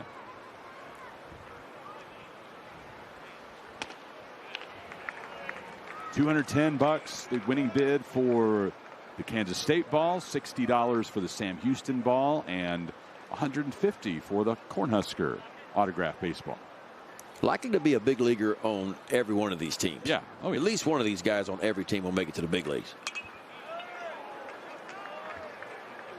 Last time we had LSU in a Peak Events tournament, there were quite a few guys who made a quick rise to the bigs.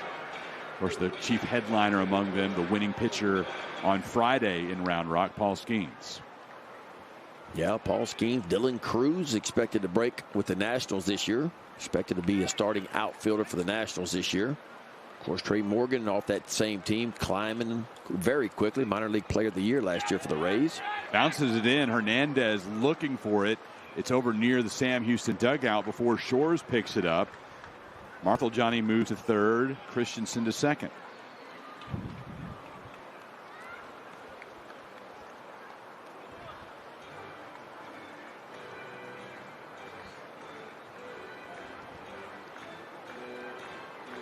Well, Chase Shores got a big strikeout with first and second, nobody out. And he's going to need another big strikeout here. Nodelman down 1 ball and 2 strikes. Runners on second and third and just 1 out. Chase Shores hunting a punch out here. We were looking on Friday at that previous LSU appearance in a Peak Events tournament in Round Rock, and the Friday night start for Paul Skeens, his second in an LSU jersey. He didn't have the stash yet. Remind me when he started growing that, because it's iconic now. I think he, by the end of the year, that year. Check back to third. Marthel-Johnny gets a foot in safely. He had that mustache. And it's kind of gone to a beard, back to the mustache, to a beard, but kind of back and forth for him. In fact, he pitched yesterday in spring training against the Orioles. How's he looking? The same. Fastball's 100. With a good breaking ball, a good changeup, working on a sweeping slider. 3-2 pitch coming to Nodelman. That's a foul. And I'm sure he'll be the opening day starter, assuming he stays healthy through spring training for the Pirates. And why wouldn't he be after making the All-Star team last year and then starting the All-Star game and Rookie of the Year?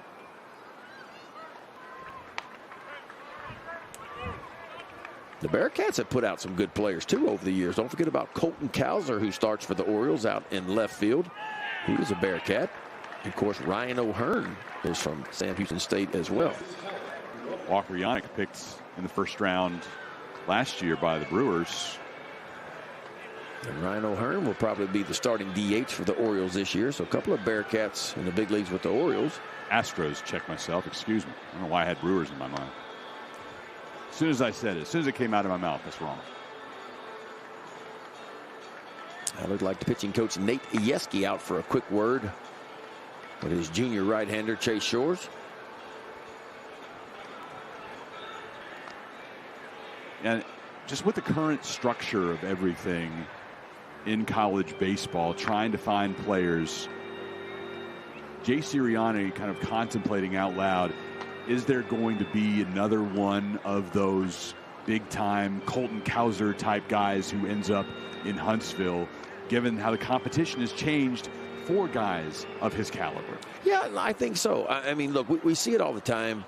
You know, some guys are late bloomers. And if you talk to Colton Cowser, he'll tell you that, you know, he was recruited out of high school, but he wasn't considered to be anywhere close to a first-round draft pick. But he got over to Sam Houston State and really developed, you know. And that's what the mid-majors are kind of doing right now is they're picking up players that are getting overlooked by some of the big Power 4 conferences out there. These are talented players, and they coach them up, and they make them better, and they turn them into really good ball players. The sad thing for me about the whole thing is as soon as they get a couple players that they coach up and they become superstars or really good ball players, it feels like the big schools come in and suck them up and they end up transferring, you know, and that's got to be a hard pill to swallow for mid-majors because they're the ones just taking a chance and developing these kids, and yet here comes the bigger schools to kind of steal them away in some ways. So that's got to be a tough pill to swallow, but that's kind of where we are now. And when you look at postseason success, that's why some of the mid-majors have those big runs, is because of a team that's older, that's been together a while, and you worry that those kind of Cinderella stories are going to go away in our current structure. Scooped up and touched to the bag, Jared Jones. Marshall Johnny comes home to score. Sam Houston cuts the deficit to 6 runs, their 3rd run of the night. Yeah, bases loaded, 1 out, and Chase Shorts gets the ground ball he wants, but not a one that can turn a double play. And Barrett Jones grabs it, steps on the bag, but Sam Houston State pushes across their 3rd run of the ball game. Yeah, I mean, that's kind of been the ticket in college baseball really the last 4 or 5 years. These older teams that stick together, like you said, a lot of juniors, a lot of seniors on teams. Those are teams with a lot of experience. And those kind of teams kind of know and kind of been through a full schedule several years. They kind of know what it's all about. Not that freshmen can't come in and make a difference, and they do from time to time, but it's the older players that spin around a little bit, and that's why the portal is so important for the big Power 5 schools, Power 4 schools rather now, and some other schools. Is how do you fill in the holes when you lose guys to the draft or guys graduate? The portal seems to be the route of choice for a lot of schools. Well, we've known for a long time, as tough as it is to recruit and put together a roster in all sports, it's tougher on college baseball coaches than anyone else, because a guy that you could have been recruiting since 7th grade could end up deciding he's going to take that pro contract, sure, not show up, no matter how much time you spent on him, how much he said, I want to be at your school. The number's big enough, and he's going to say, I'm out of here. Jace Martinez goes down looking. Sam Houston will leave 2 stranded, not before they get 1 across here in the 4th. Check out this last pitch. Outstanding breaking ball. Spin them if you got them. Jay Shorts has a really good breaking ball today with a power fastball. But still, Sam Houston State's got 3 on him, but LSU 9-3 as we go to the bottom of the 4th inning. We have a beautiful hospital, a hospital that was designed not to look like a healthcare facility. It has a warm and welcoming environment for our guests and our patients that come in, but it's really what's inside that building that makes the biggest difference. We have a dedicated group of professionals here that have been going above and beyond for this community for the past 2 years since we've been open, and really have a passion for providing outstanding care in a warm and welcoming environment.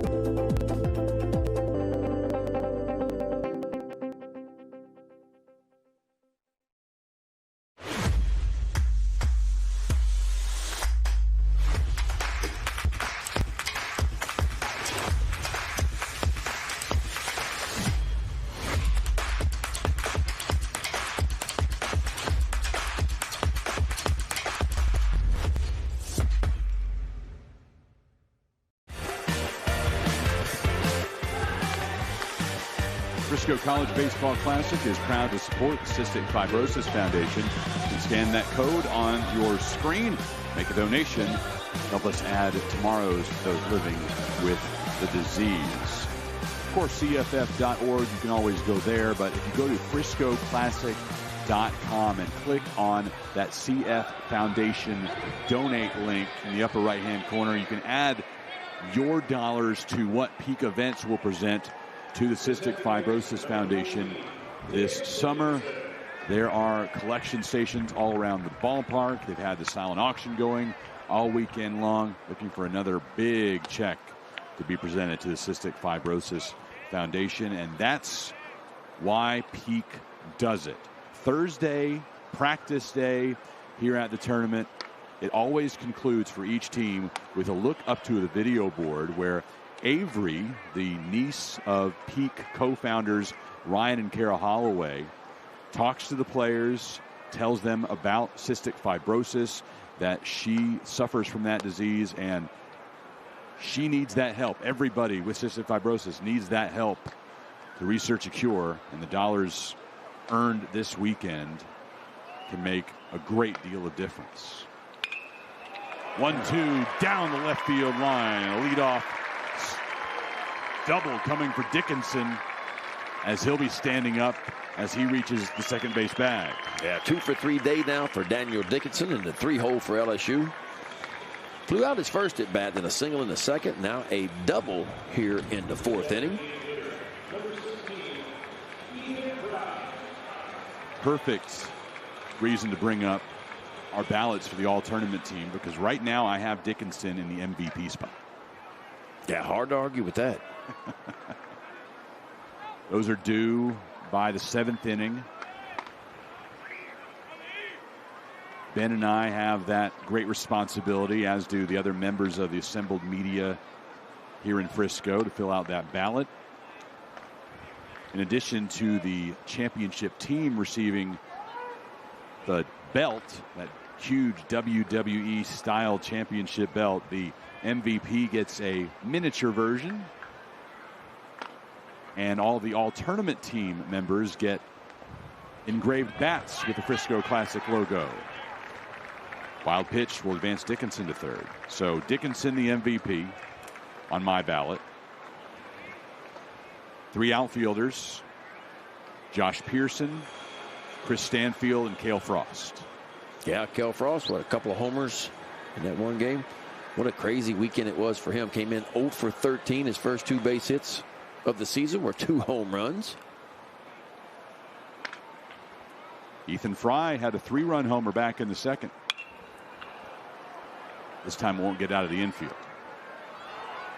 Brandon fighting the wind, able to track it down. My infielders, of course, Dickinson, Stephen Milam, and then one each from Nebraska and K-State, Caden Brumbaugh and D. Kennedy.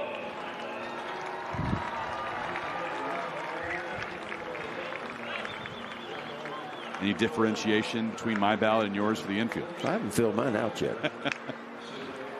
I may do what I did in school and just use yours as a cheat sheet, because I like the way you're thinking. I can't disagree with any of that so far. What you doing on pitching so far?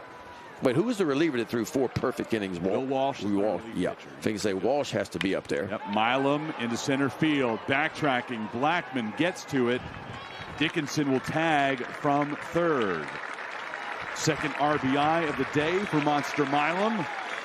And LSU increases the lead to 10-3.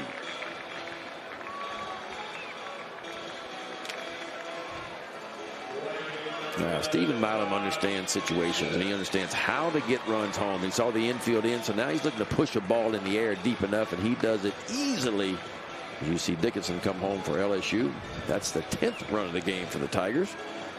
So here's one that's really close in my eyes. It's the starting pitching spot. Because you've got two people who had nearly identical lines in Cade Anderson on Friday against Kansas State and Michael Quevedo for Kansas State against Sam Houston yesterday. They both went 5 innings. Now, Anderson went 5 1/3. Quevedo went 5 exactly. Anderson gave up 3 hits. Quevedo gave up 4. They both gave up 2 earned runs. They both struck out 10. They both walked 3. Nearly identical lines there. All right, for me on that one, Quevedo, but I can. For me on that one, you said Anderson went a third further, right? He did. Okay, so that gives him a little bit of advantage. And then, who faced the better lineup? Anderson did. Anderson did. So if I was going to pick that, I would. The numbers are almost identical. Yeah. And then I would kind of go, okay, who faced the tougher lineup? And if Anderson faced K-State, K-State has shown so far this year that they're a little bit better lineup than what Sam Houston State has. So I would probably lean toward Anderson on that one. Now, Anderson got a no decision. Quevedo got a win. That doesn't necessarily enter the equation, but just throw one more fact out there. Shift is on for Pearson. Addie Smith is about a third of the way towards the outfield wall. And Jace Martinez is also on the grass. All that's left on the left side is Blake Brown. He's deep where the shortstop would normally be. Doesn't matter, as Pearson has walked. On base 3 times today, singled in the second, and then walk in the third, and walk in the fourth as well for Josh Pearson. So I filled this out this morning, and then I'm adjusting as the day goes on. I originally had Josh Pearson at DH, knowing where he would be on my ballot would depend on where he started today, because now he's played 2/3 of the weekend in the outfield. So Pearson moved to the outfield, and Devin Nunez is my all-tournament DH for Nebraska. Catcher was difficult. No catcher really stood out. I've been waiting for somebody to do something. Hernandez, well, he's off to a pretty good start. 2 for 2 today, which might vault him above Bear Madliak. There just hasn't been any catcher who put together good offensive numbers this weekend. But again, Hernandez, I was looking for somebody to do something. He has. Single and a run both times up. So we'll hold on that.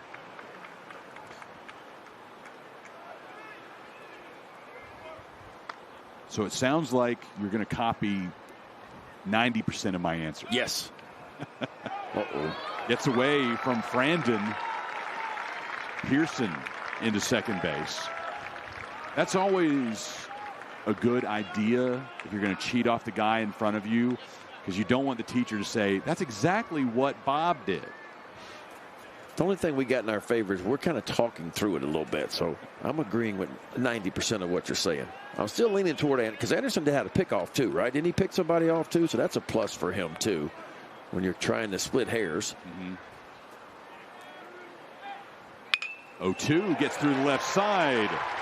Luis Hernandez will be my vote for all tournament catcher with an RBI, his third single of the day. That's how you work it out when you're talking ballot. Well, Jay Johnson's been kind of waiting for Luis Hernandez to get going. Came in hitting 190 on the season after a monster year last year at Indiana State, where he hit 23 home runs and a very high batting average. And boy, 3 for 3 day will go a long way for getting his confidence up. Ballot adjusted. We'll see what everybody else thinks, but my vote will be for Mr. Hernandez. Give him that commemorative Frisco Classic bat. And it's only the 4th inning. He may get another base hit or two. course, you got to have your ballot in by the 7th, you said, right? This is true.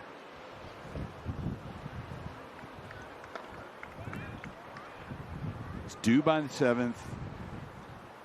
And the folks at Peak do have that veto authority if it was a close game, championship, final game of the weekend, to rig the vote a little bit. Somebody comes up big in those final couple. Sure, you get a walk-off or something. Yeah.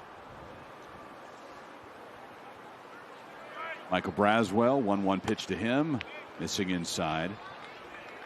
I've had that conversation because if you're not used to doing that, because for years at the Southland Conference, that was part of my duties, is adding up those numbers and helping to determine the all-tournament teams. And I told them I announced my authority a little bit when we're getting into the late game on a championship stage. If this guy ends it in a walk-off, like, rip the nameplate off the MVP trophy. He's got it. I don't disagree. It ain't. Somebody once said it ain't over till it's over. 3-2 the count. Braswell has laid down a pair of sacrifice bunts today.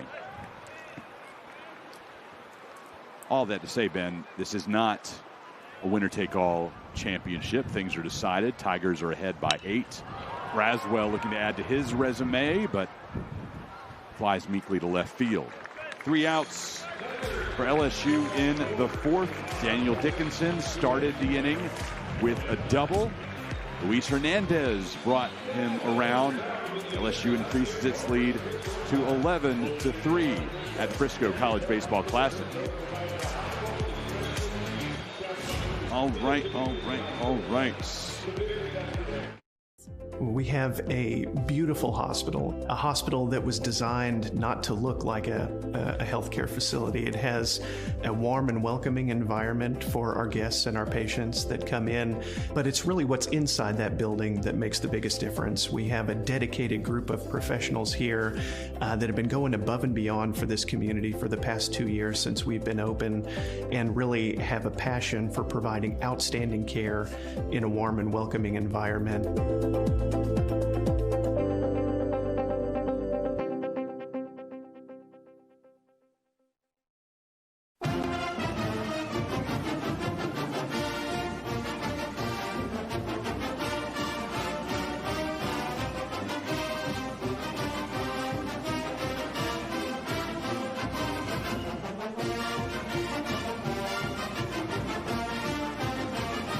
Go Tigers.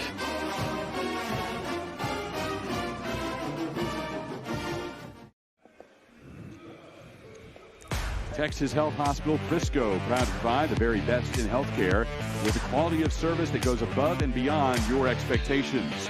We've taken care of this community in its greatest time of need and will continue to do so in the years to come. Chris Mykoski and Ben McDonald, joined in this half inning by Nathan Wooldridge, the Vice President of Events for Peak. And Nathan, you brought the hardware. I did. LSU has already won this. They're going to get this from you after this is complete. What a performance by the Tigers. But let's start with the performance by the Tiger and Cornhusker fans last night. 9th annual Frisco Classic. Last night setting an attendance record. Absolutely. Incredible atmosphere, incredible turnout, something we're excited to see for sure. Having 11,000 here is something we haven't experienced before from a college baseball standpoint. So it was unique and something that we'll remember forever. I'm smudging this. I need to keep my fingers off. Yeah, keep it on the sides over there. Yeah. Keep it on the leather. Don't smudge the bling. Keep it on the leather. I got to bring out my glasses cleaner, I think, to help you get this all set before you present it. Yeah. Ben, and you've seen it too, this LSU team dominant. You get to experience this on a daily basis down in Baton Rouge, the type of atmosphere that Tiger fans provide. Yeah. They really love coming to these in-season tournaments. You've seen it. No, they do. I mean, the LSU fan base, and I think that's why they get invited to a lot of different things, is the fan base will travel, right? They travel in football, basketball, baseball. I mean, LSU's not different than any other fan base around the country. They just love their college sports, you know, and Baton Rouge is certainly a college town. And look, with the anticipation of LSU and being preseason ranked in the top 5, there was a lot of anticipation for LSU this year. And, of course, they hadn't disappointed at this point in They will travel, and the food's always great out in the parking lot. Oh, yeah, the tailgate scene out there was incredible. And Jay Johnson is clearly a huge fan of you and of Ryan Holloway, everybody on the Peak team. And that relationship started a long time before he got to Baton Rouge. It did. It started when he was at Arizona, had them here in 2017. Treated them as though they were the top team in the country at the time, and I think that stuck with him and the experience that he had, and it helps when you come here and play well. There's some Frisco magic. He told it to me last night after the end of the game. It's something just special about this place. They come here, they win. Arizona won the inaugural Frisco College Baseball Classic, and the fact that we're at number 10 a year from now, it's really flown by. It has. It'll be Frisco Classic X next year, and always during this visit, when you come up and see us in the final game of the tournament, we try to pry that information out of you. Can you reveal any or maybe all of the 2026 Frisco Classic teams? Unfortunately, I can't. And our president may have jumped the gun a little bit last week, exposing some things. And some of those teams that he may have announced last week for round work, there may be some movement there, but still working on a lot of that. Well, last week we announced that with Ryan Holloway. If adjustments are made, of course, you can follow on the tournament social media, tournament websites, and we'll keep you abreast if anything gets adjusted.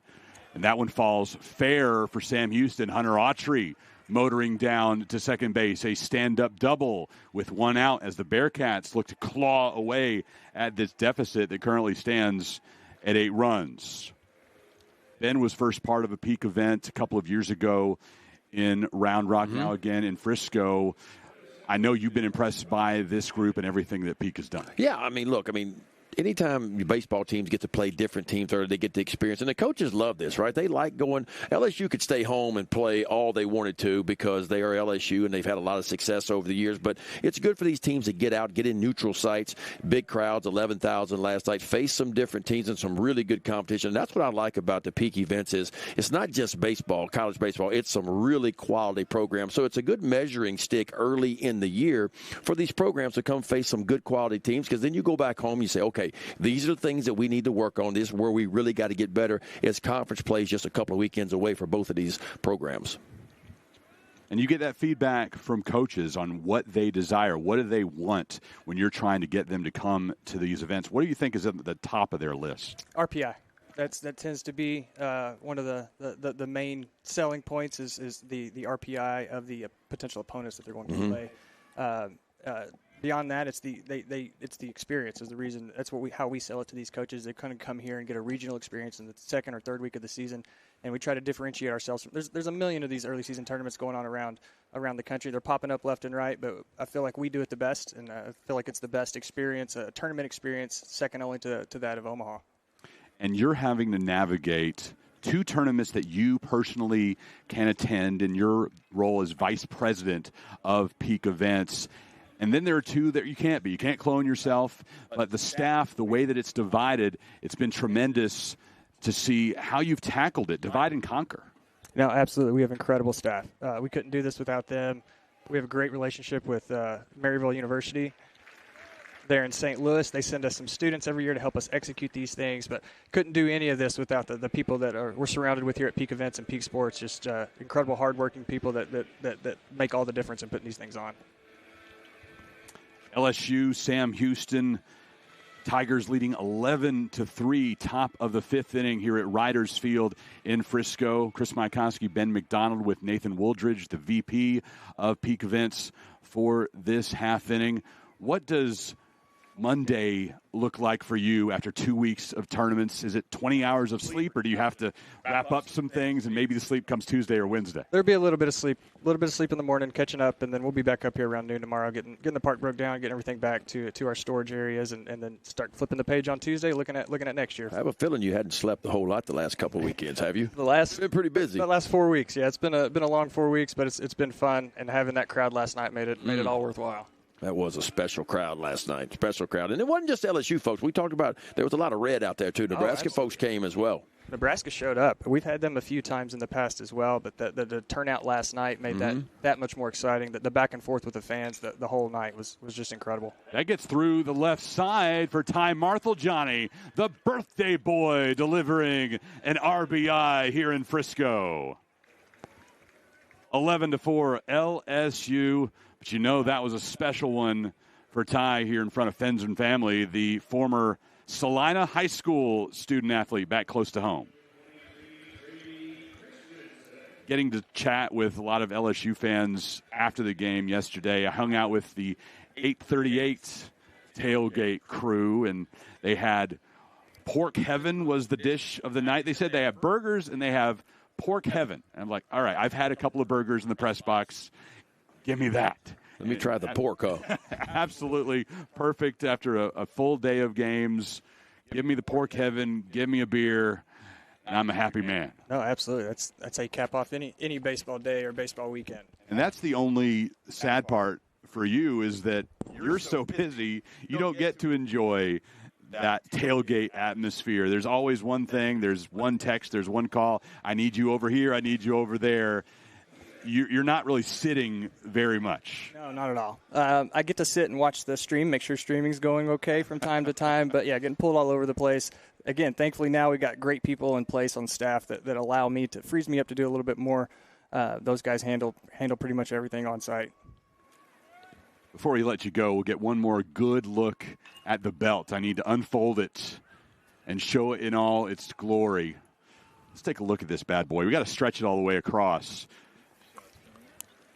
Early years in the tournament, it was just a typical trophy that was handed out, right? Well, actually, the first 2 years, we didn't do anything. We declared a champion, but we didn't give them anything of substance. And it was about 2019, we kind of came up, we wanted to do something unique. I didn't want to do a standard trophy. And the championship belt started here in Frisco. Now we replicate it with all of our events. We do a championship belt, and it's become a staple. Teams want the belt. Yep. Alabama took it last week in Jacksonville.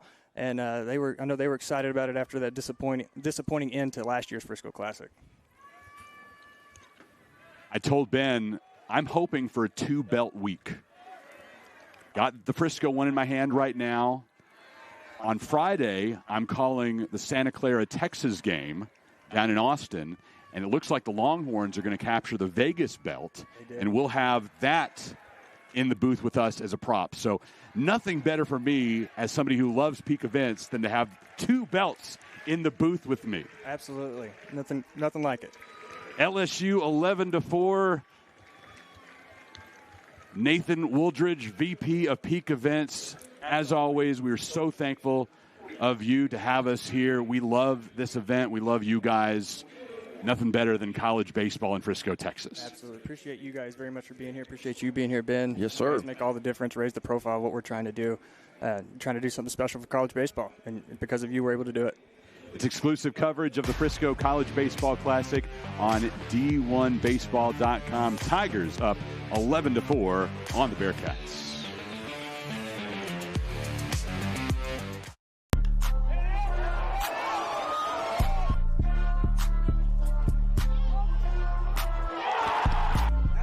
Ran up out of luck, soon as I up the highest metric. The city just made it sweet, you could die better. They mouths were full of deceit, let these cowards tell it.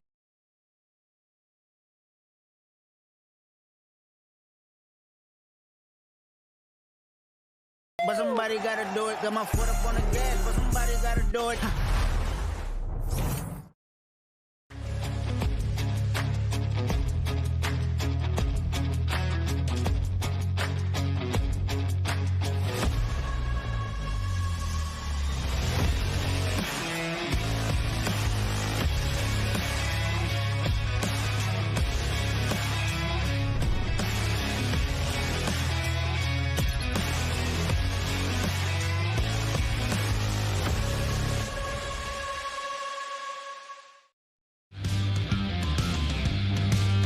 D1Baseball.com is the exclusive home for the Frisco College Baseball Classic.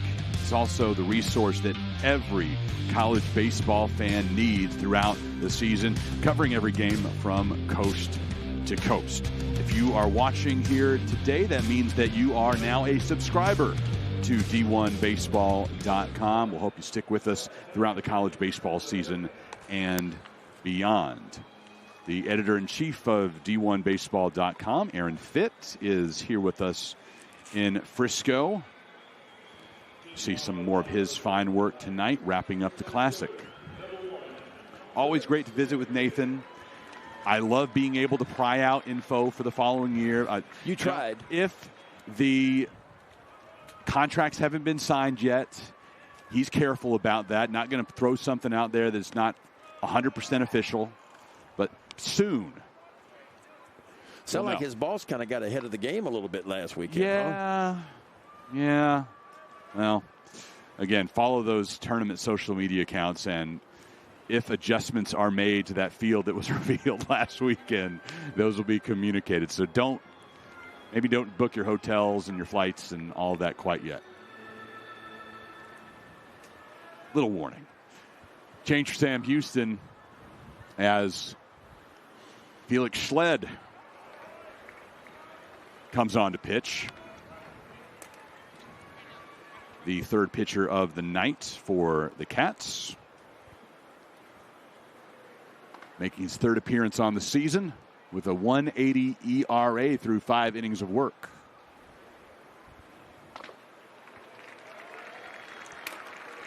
First batter he sees is put aboard.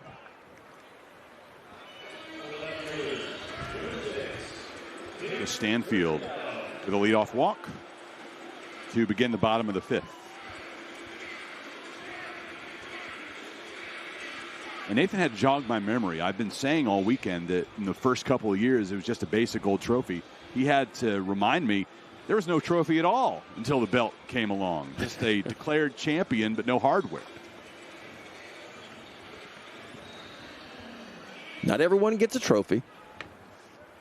But the Tigers have earned one this weekend. They'll earn that championship belt. On track to finishing the weekend at 3-0 and the week at 5-0. Yeah, that's a lot of baseball early in the year. You know, there are times during the regular season once you get rolling pretty good where you'll play, 5 games in a week. But to do it early in the year, that can stress your pitching staff. But Jay Johnson knows his staff. He knows he's got a pretty deep pitching staff. And we've talked about Gavin Guidry. They've been without their closer all weekend long in Gavin Guidry, but expected to get him back at some point in time next week. They have another 5-game week coming up. They'll get North Dakota State for 2 and then North Alabama for 3. But this was the biggest test of the early season for LSU. You come in, you play, DBU on Wednesday night, who's a ranked team. Of course, Nebraska was a ranked team earlier. Kansas State is really good. Ball in the dirt, and Stanfield moves up on the wild pitch.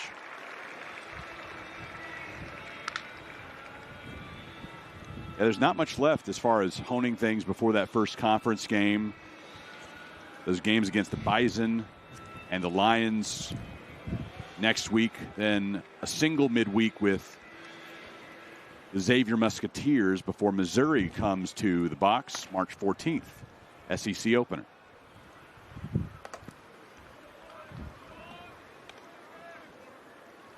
More often than not, I will simply say Xavier, but down in your part of the world, got to throw in the Musketeers or Xavier of Ohio. Got the gold down in New Orleans. And Curiel aboard. 2 consecutive walks issued by Schled.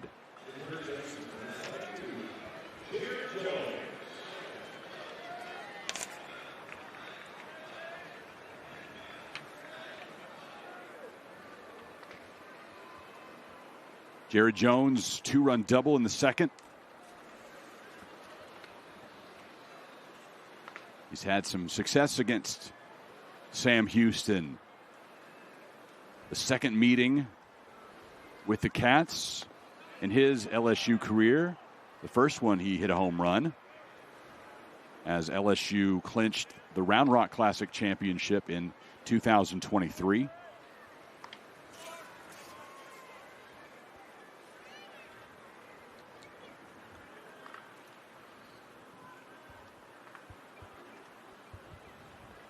Jones takes a big hack at that pitch, coming in at 83 miles per hour. Curveball that dipped.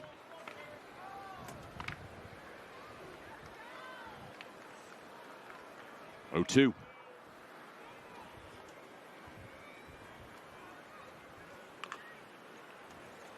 Little number foul.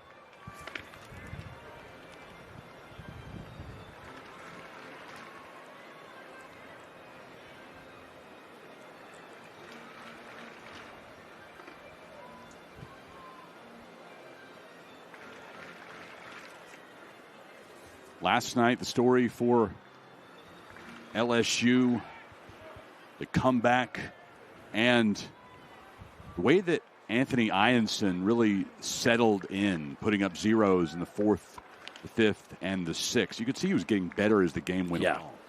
That was a big-time performance because he gave up 5 quick. And then he really, me and you were sitting here going, well, if LSU has any chance of all of completing a comeback, it's because Ianson's going to go out and stack a few zeros, and he did that. I think he retired 11 of the last 12 batters he faced, 6 of which were by strikeout. 0-2. Jones gets it past Brown, and Martinez picks it up, walks over to third.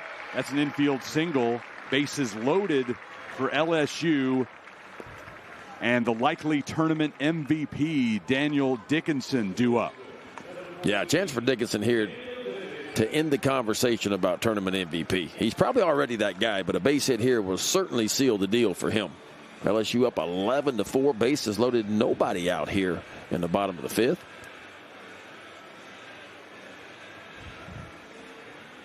I'll tell you another guy that's kind of creeping, and I don't know if you had him on your list for outfielders, is Curiel.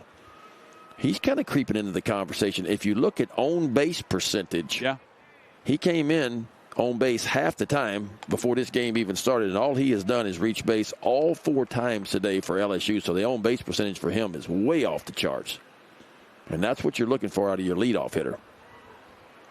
That's true. I think right now it's that 3rd spot. I'm going between him and Stanfield. That's why Major League Baseball has put so much emphasis on the OPS, on base plus slugging percentage, is kind of where everybody's starting to get graded now. Is what, not so much what your batting average is. What is your OPS? What is your on base plus your slugging? And today, I think as we've gone along in this game, it's made it so, Curiel's going to take Stanfield's spot on the ballot. Stanfield is 0 for 2, but he does have a couple of RBI. That's the issue there. And Curiel has the double with run batted in, his reach base every time. So, it's tough. I'm still split. But you still got a couple of more innings. I'm still split.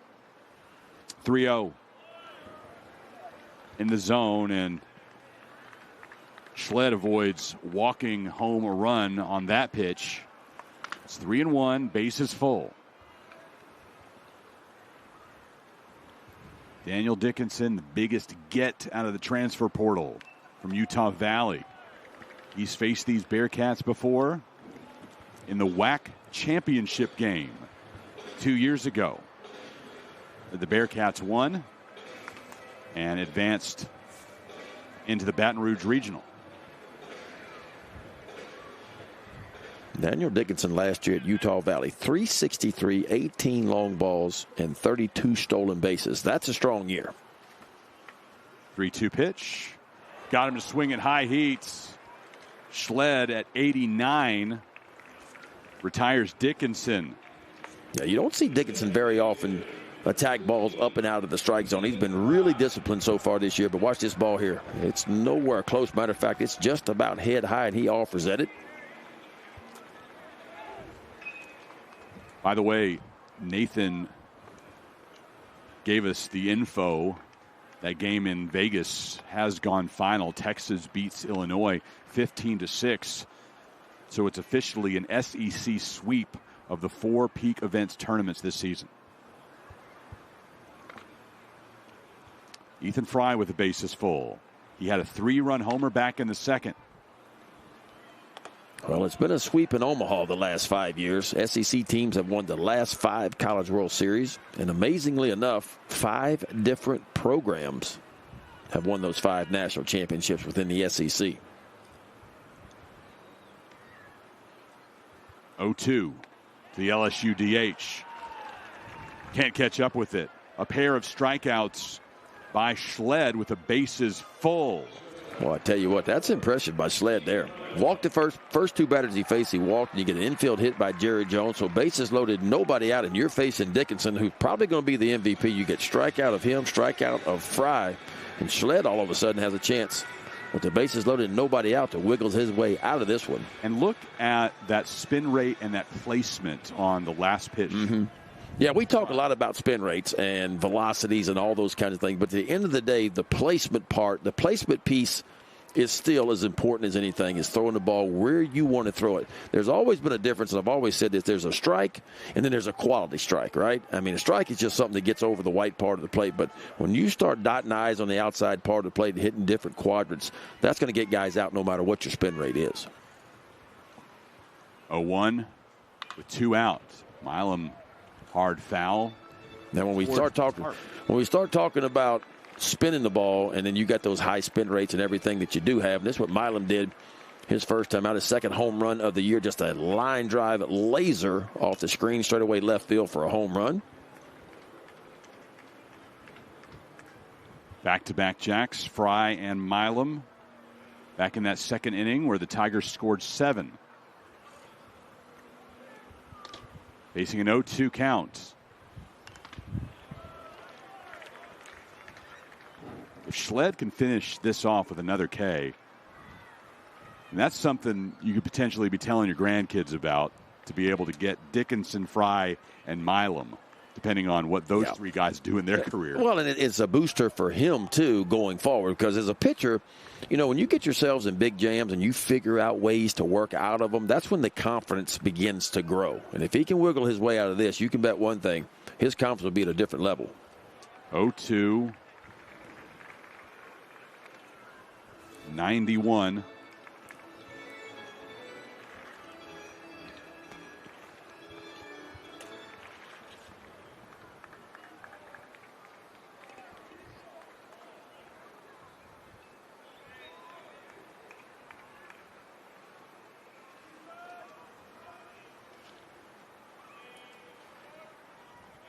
Oh, 2 out, bases full. Missing away.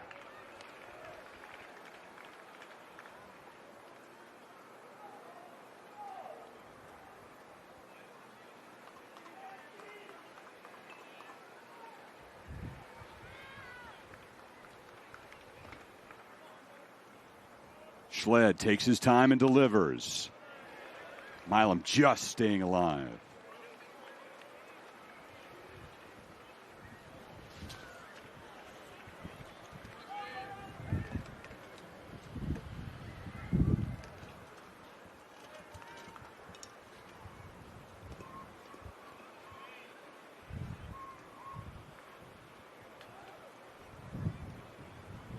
Milam, one of 2 student athletes invited to the postgame press conference last night for LSU. Jay Johnson, incredibly happy with this young man.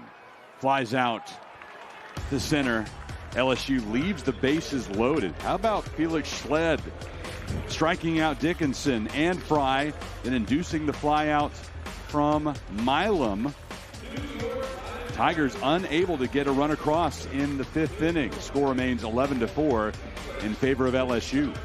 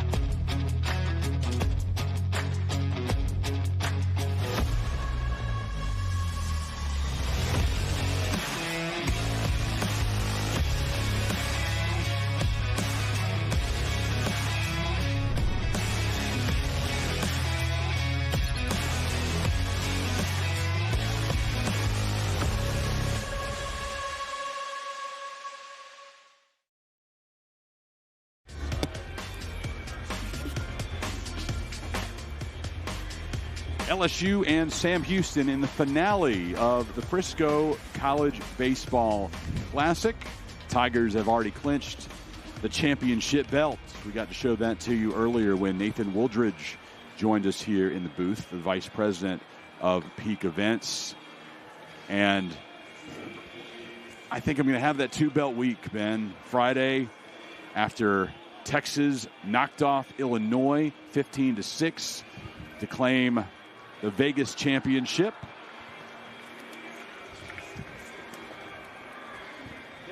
See the Longhorns on Friday. LSU making a change on the mound. Cade Woods will get an opportunity here late. He'll make his second appearance for LSU, just an inning of work so far.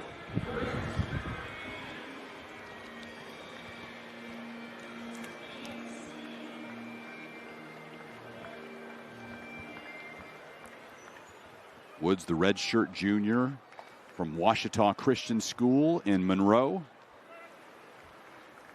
Started his collegiate career at Alabama before arriving in Baton Rouge before last season. Only work so far came against the Southern Jaguars. 1 inning of work, striking out 2 and walking none. Faced the minimum.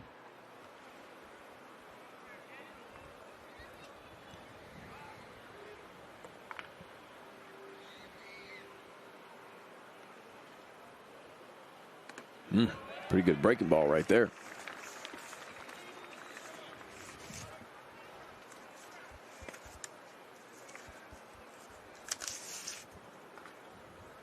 Former OCS Eagle.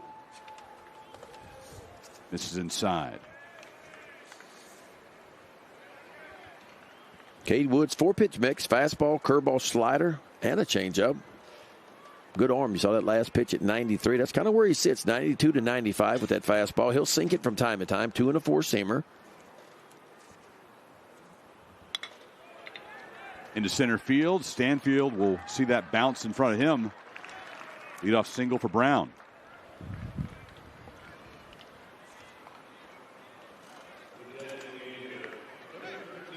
Grant Nottleman will step in. Bearcat DH, grounded to second in the second inning, then walked in the fourth.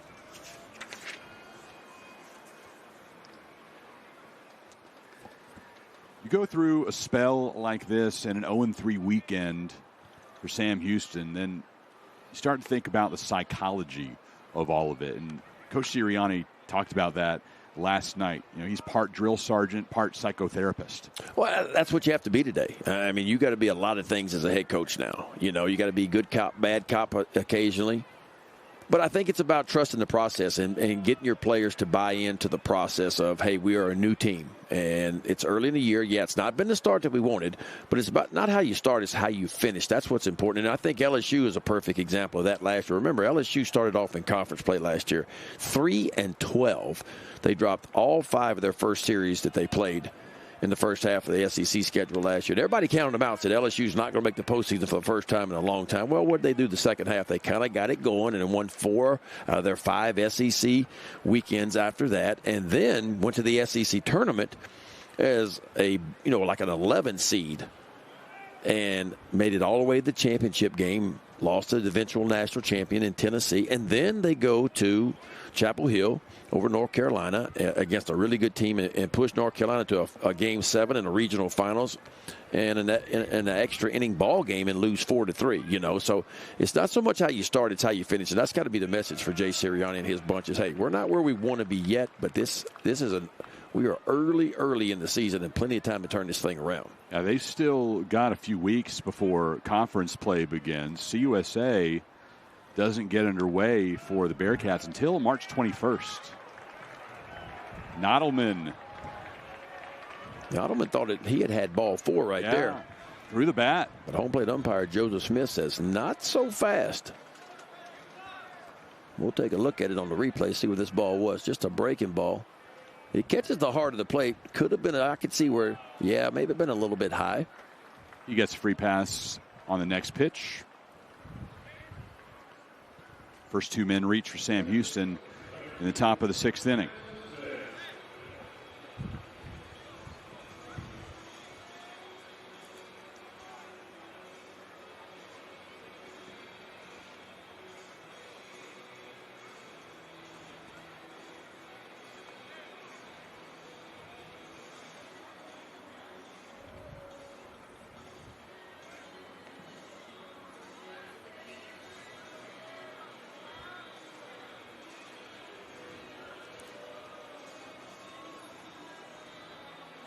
Jay coming out to check with Luis Hernandez here. Looked like a comms issue. Yeah, because home plate umpire Joseph Smith kind of went out and changed balls out with Cade Woods, almost like he was giving Hernandez a little extra time. I don't know if that ball before that they blocked, he blocked and it bounced up and hit him. Need a little extra time. Addison Smith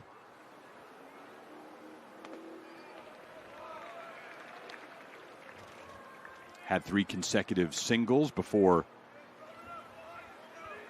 grounding out to first in the 4th inning. Brought home a run in that sequence.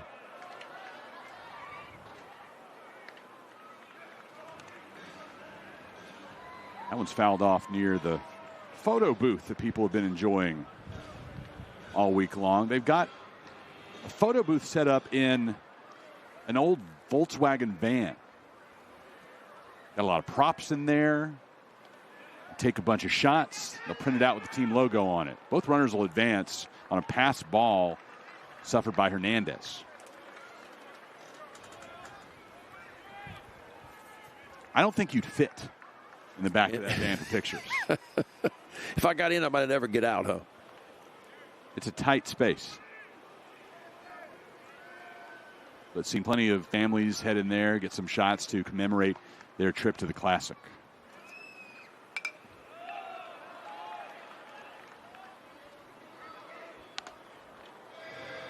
Fouled off, count remains 1-2.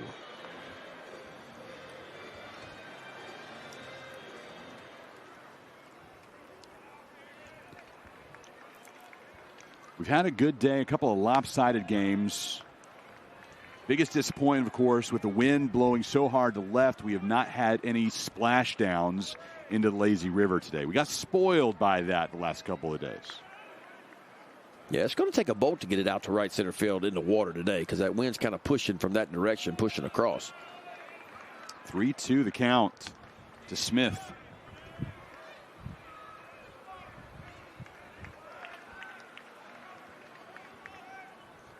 Yeah, game 3s or Sundays are always a little more difficult. You're down to your number 3 starter. And, of course, a lot of the best relievers have been used. And typically you will see higher scores on Sundays or game 3 of series. Right now, Cade Woods having a hard time finding the zone.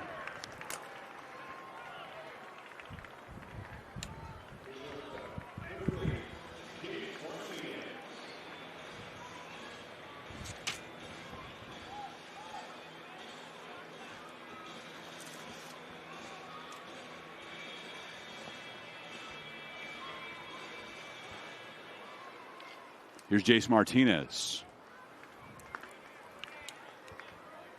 Bases full of Bearcats.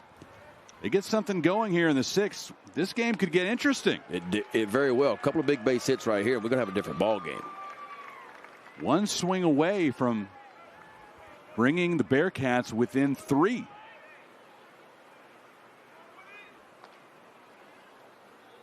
A 1 through the right side. Here comes Brown.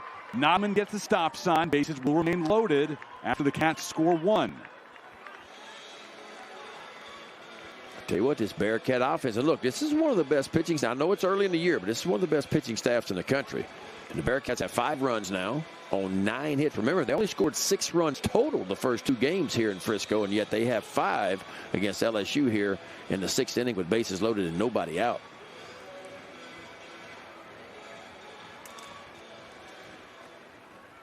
Jay Johnson heading to the mound after Sam Houston gets a run on the scoreboard.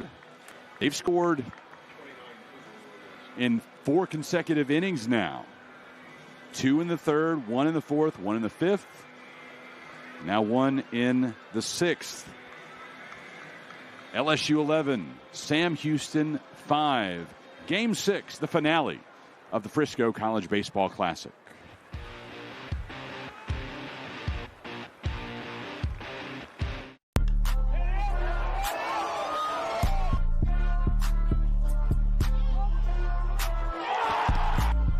Ran up out of Lux and that's up the highest metric. The city just made it sweet, you could die better. They mouths were full of deceit. Let these cowards tell it. Walk New Orleans with the etiquette, the LA yelling. Oh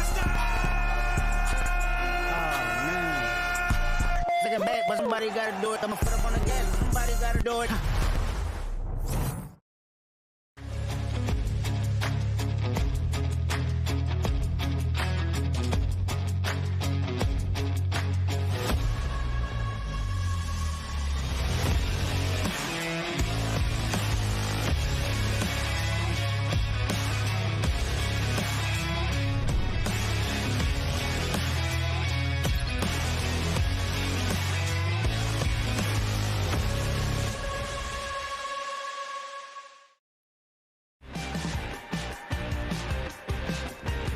LSU inserts the lefty, Cooper Williams, a freshman out of Alvin, Texas. And given the fact that we are at a Texas Rangers affiliate, plenty of relevance that he shares the same hometown as Nolan Ryan. Same high school, same hometown. Nathan Evaldi, who's in the big leagues from Alvin, Texas as well. Yeah, Cooper Williams a big part of this #1 freshman class that Jay Johnson brought to campus. Big arm from the left side, too. And look, he was rated the number 12 best left-handed pitcher in the country last year by perfect game. He's another guy that Jay Johnson didn't know if he'd be able to get to campus, because typically those left-handers that throw firm, they don't make it to campuses very often. They end up signing pro contracts. But Cooper Williams, you know, when you look at this freshman class, especially the arms, I mean, you talk about William Schmidt, Cason Evans, and certainly Cooper Williams. That's going to be the big three in this freshman class going forward for LSU, and probably be a big part of their weekend rotation next year. He gets the top of the Bearcat order with the bases loaded. Nobody out, top of the 6th.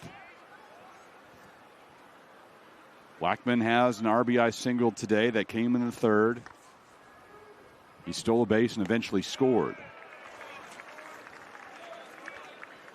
Second time we've seen Williams this week. Pitched on Wednesday against Dallas Baptist. Walked a couple of hitters, did not register an out against the Patriots. Now, that's what you call getting yourself right into the fire right here. And here the bases loaded, nobody out situation. A ball and 2 strikes to Blackman. Missing away.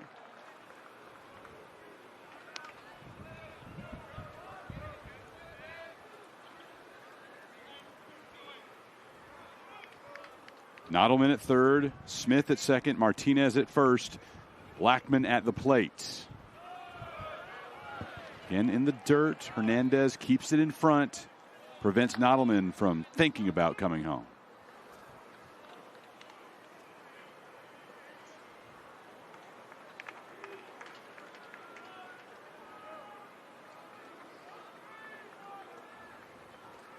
Full count with the bases full.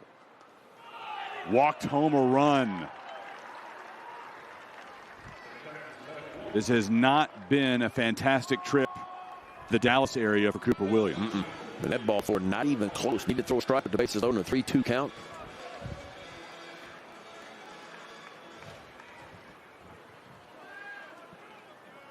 And now he gets perhaps the most dangerous bat in this Sam Houston order, Hunter Autry. Team leader in average and in home runs. 3 long balls so far. First pitch swinging to the shortstop, Dickinson. Only play is to first. And finally, the Tigers register the initial outs of the inning, but another run scores. That's 3 on the board for the Cats in the frame. Yeah, the Cats shut out the first 2 innings in the first and the second, but 2 in the third, 1 in the fourth, 1 in the fifth, and 3 so far here in the sixth. Brown, Nottleman, and Smith touching the plate. 1 out. Runners on second and third for Sam Houston, and Ryan Frandon having a conversation before he steps up to hit.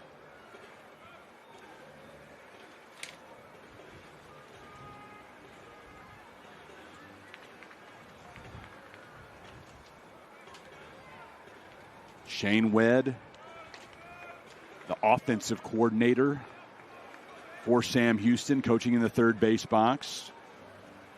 Had a chat there with Frandon before his opportunity, and now Hernandez wants to go have a visit with Williams.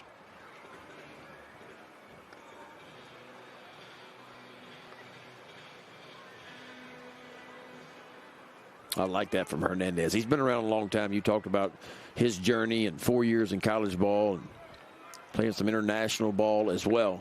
Go out and talk to your young pitcher and get him to, hey, trust your stuff. Let's challenge over the white part of the plate.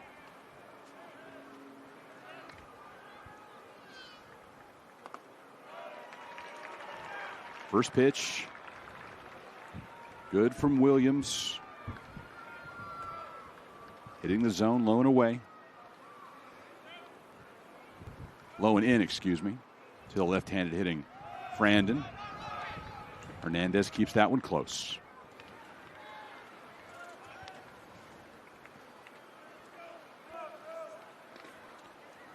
Ty Marthel-Johnny waiting on deck. Had an RBI single his last time up on his birthday. Close to home. Frandon is 0 for 3. Started his day grounding into a double play. Then a pair of flyouts.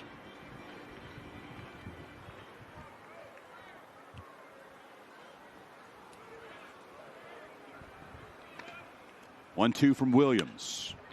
Into center. Martinez will wait to tag. Stanfield brings it in and fires to short. Bearcats have scored 4 times in the 6th inning. Tiger lead is cut to just 3. Just chipping away, and if their pitching can hold up and give this Bearcat an offense here, give that offense an opportunity here the last 3 or 4 innings, we could have a real ball game, and we're close to one now. I mean, you're talking about one swing away from a 1-run game. Looks like Jay Johnson quickly out of that LSU dugout. He's going to make a change this time.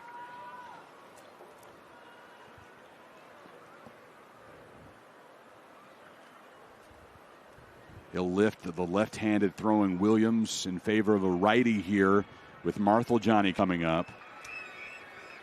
We'll introduce you to him in just a moment. LSU and Sam Houston, final game of the Frisco College Baseball Classic.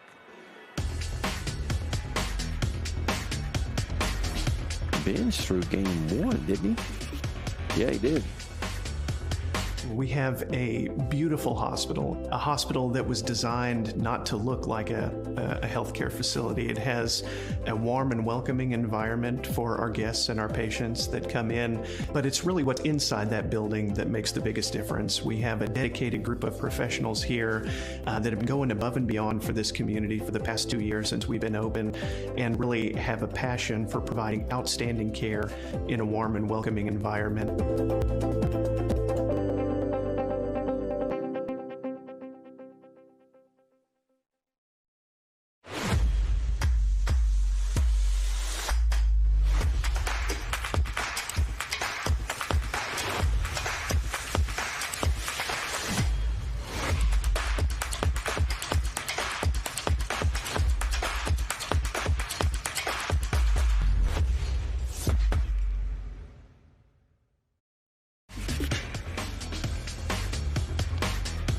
Second time we've seen Carter Binge this weekend. Connor pitched against Kansas State on Friday in that 8-5 victory for LSU. Went 1 2/3 against the Wildcats. 1 hit, No runs. He struck out 1 and walked 1. This is his 5th appearance of the season. All 5 been out of the bullpen.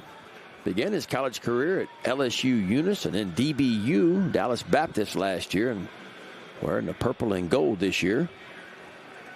Didn't get to face his former team on Wednesday when the Tigers played the Patriots in Arlington. LSU making the most of this trip up to the Dallas area. Got to experience playing in a big league park midweek, then to one of the best minor league facilities in the country here in Frisco. Second time in 3 years that the Tigers have been a part of a peak events tournament after winning the Round Rock Classic in 2023. That came in the second weekend of the season. LSU went on to take the College World Series championship. Now, Ty Marthel-Johnny.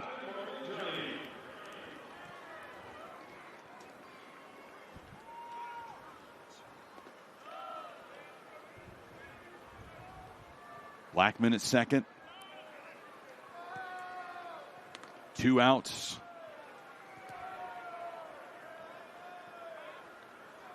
Bearcats have pulled within 3 of LSU. Looking to salvage one this weekend in Frisco. Right back to the mound for Benj.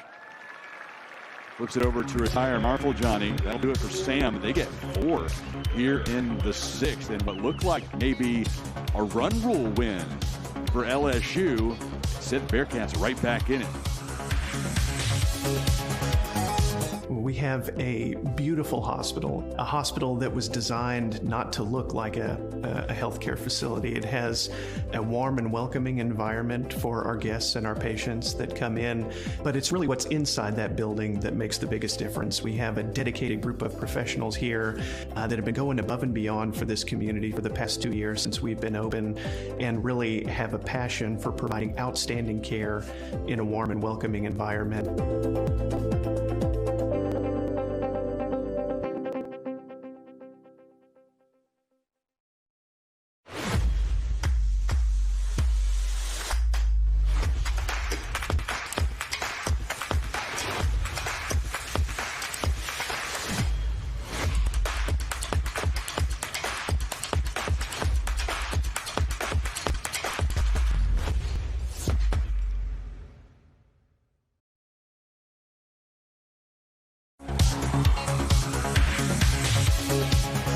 It's the finale of the Frisco College Baseball Classic. Thanks for joining us all weekend on D1Baseball.com.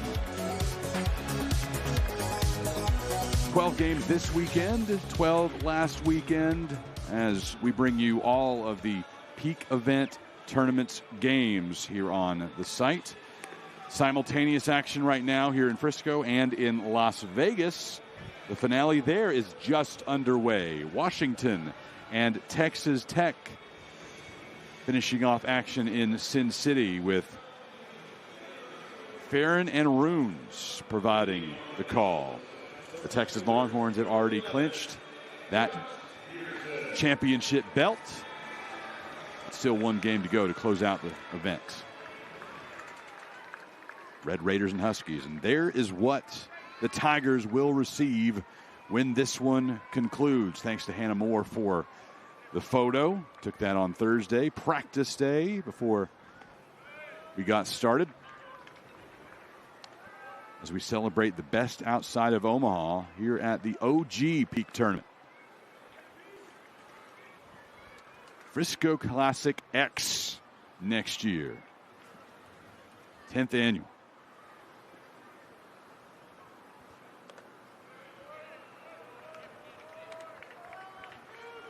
Just got a message from Harji. He made it home. Wow, he must live pretty close, huh? Austin. Oh, yeah. I told him, you put your foot on the gas, you very well may get back to the house before we finish the second game. He bolted out of here after our first game. Well, the pace of this game, they may finish in Vegas before we finish this one game.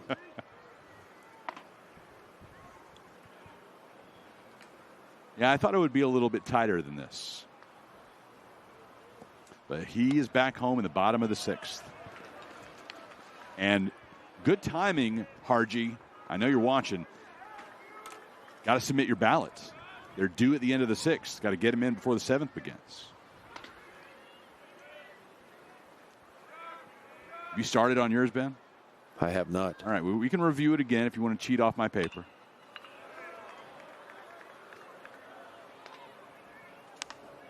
You pick 3 outfielders, 4 infielders, a catcher, a DH, a starting pitcher, a relief pitcher, and the MVP.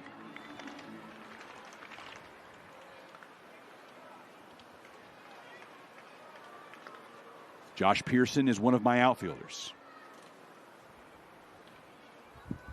He's 1 for 1 today with a single and a couple of walks.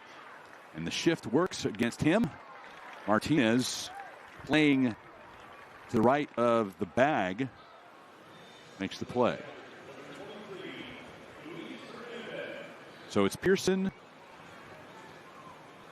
And I've been waffling here between Curiel and Stanfield for one of the outfield spots. And then Cale Frost has the other one locked down for Nebraska.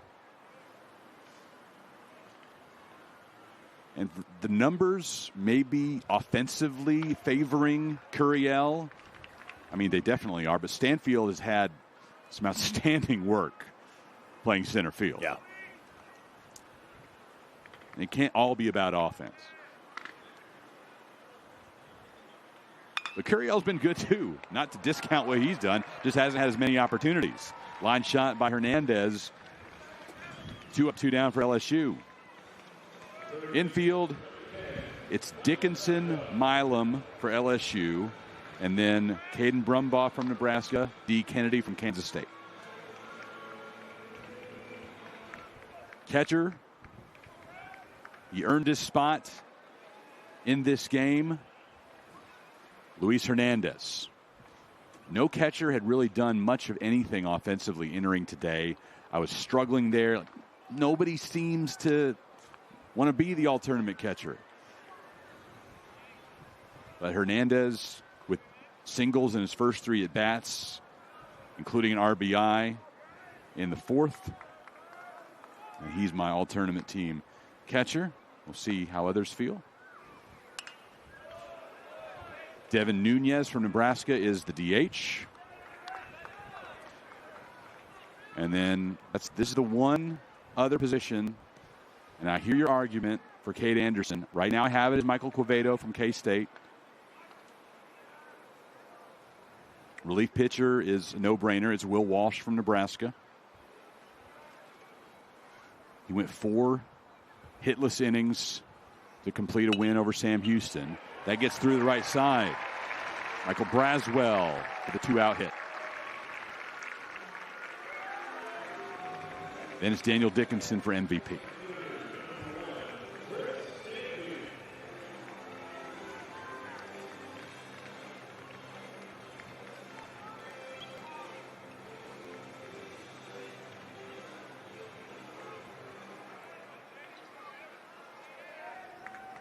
Anderson got pitched one more third of an inning and faced one more batter than Quevedo. Otherwise, the numbers are almost identical. Here's Stanfield, who sits in the all-tournament outfield spot for me, one of those 3. Yeah, I remember in Stanfield in this tournament. Now, he's got some base hits, but you hit the nail on the head. I think the defense for him is what stands out about Stanfield. A couple of outstanding plays in the outfield. And a couple of RBI today to add to it. Yeah, he's doing exactly what Jay Johnson hoped he would do. I mean, he doesn't have a base hit, but he did have some good situational hitting. A couple of ground outs to the shortstop to plate 2 runs for the runner on third and less than 2 out.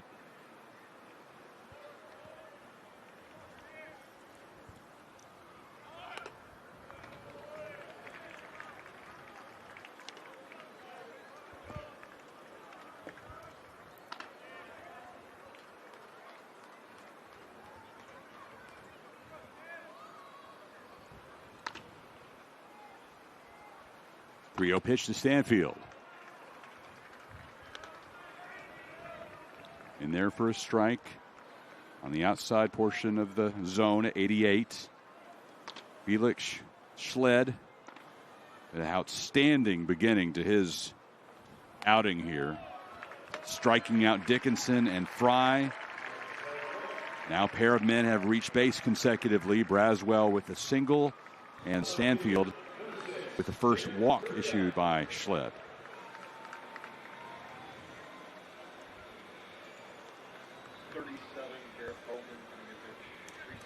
And that'll do it for Felix. Sam Houston will make a pitching change.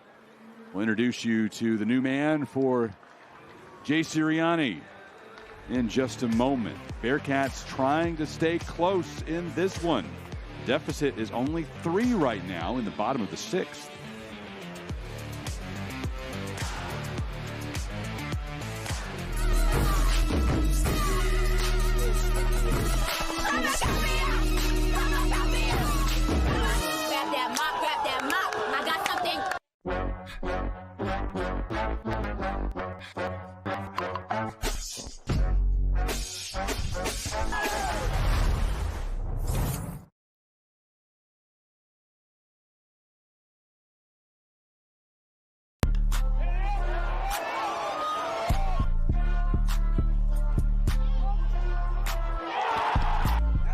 Ran up out of luck soon as I up the highest metric. The city just made it sweet, you could diabetic. They mouths were full of deceit, let these cowards tell it. Walking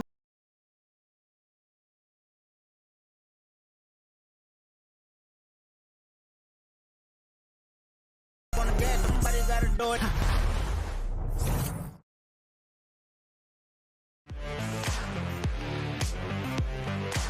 Schled's day is done, and Garrett Bowman gets a chance for Sam Houston. Second time we've seen him this weekend. He pitched for an inning against Nebraska on Friday, giving up 3 runs on 3 hits, facing 6 Cornhusker batters. .540 is his ERA. This is appearance number 4 overall in the season. Yeah, the inning started pretty good for Schled. A little weak ground ball, a little humpback liner. Got the first 2 outs, and a base hit by Braswell, and of course a walk to the 9-hole hitter Stanfield. He's out of the ball game.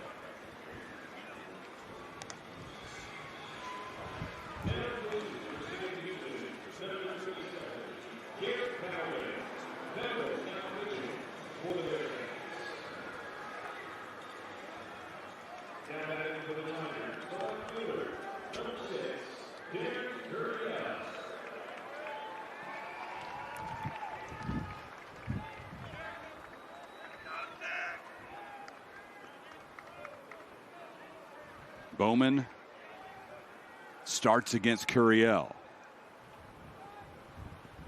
2 Tigers on with 2 out.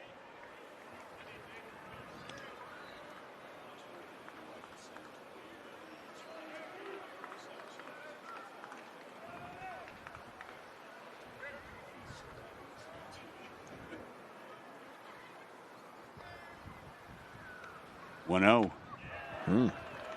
Pretty good changeup right there. Run it down and away from Curiel.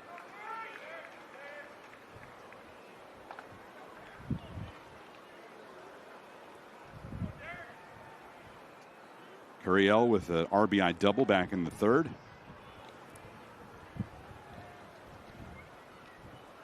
Adding to his outstanding weekend.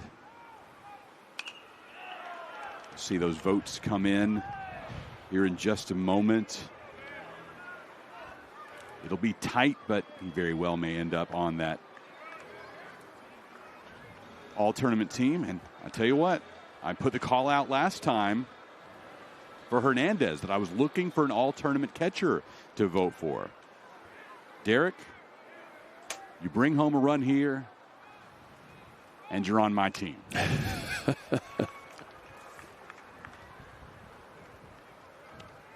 Record-setting ways on several different fronts for the Frisco Classic this weekend. Biggest attendance ever. last night for a single game and now for the entire weekend. 25,054 here in Frisco. And Derek Curiel comes through in the clutch again for LSU. The throw is cut off. Brathwell scores. And Derek Curiel adds to the Tiger lead. Now 4 runs over the Bearcats. And he's going to find a spot on my all-tournament team ballot. Well, I got to tell you, he was already on mine. That just kind of put the icing on the cake. And I'm telling you what, the kid can flat out hit. I mean, the first base hit of the day that he got, of course, he went to the backside of the field, left center field for a double and an RBI. Just when he pulls it. My response has been recorded. Ballot submitted. I mean, 5 at-bats today. 5 times he's on base. And I don't know what his on base percentage is for this tournament, but it's got to be up around 700. That's how good he has been. Probably the highest on base percentage of the entire tournament.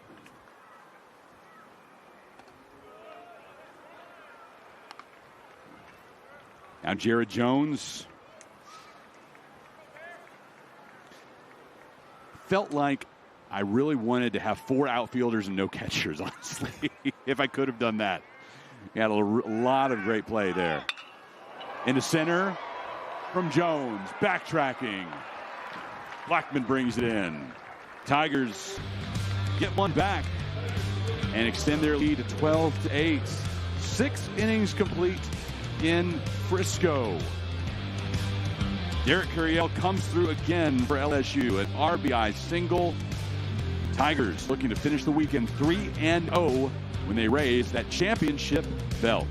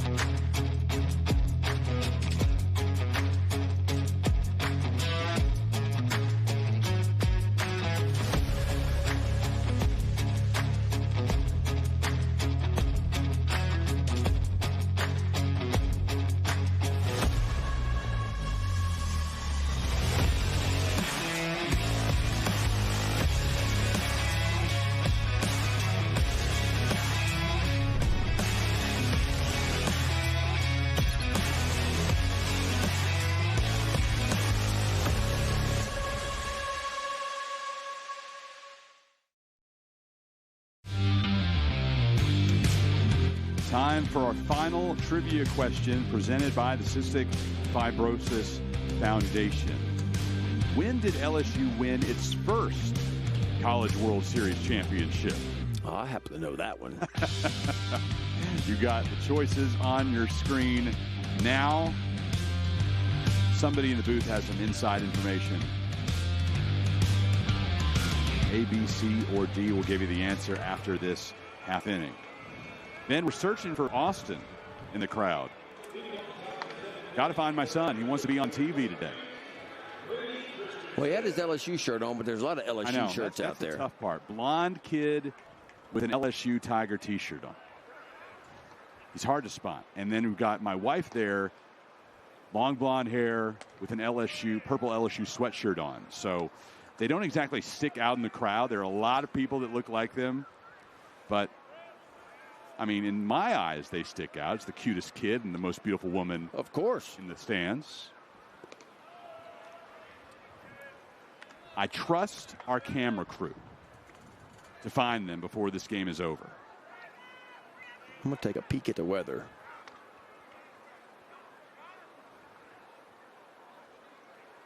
Christensen, Brown, and Nodelman. Yeah, that's the question. Do we get the full 9 in? There is rain in the forecast starting in the 6 o'clock hour.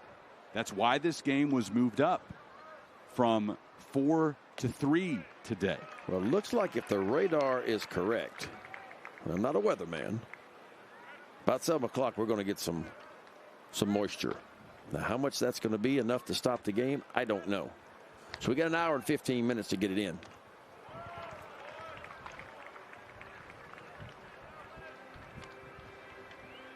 Yeah, look in the sky. You can start to see it change some color. Oh, yeah. It's cooled off a little bit. Still windy. And starting to cloud up. I mentioned my wife in the sweatshirt. She bought it here. She wasn't expecting it to dip quite as much as it has. Arrived in a long sleeve t-shirt.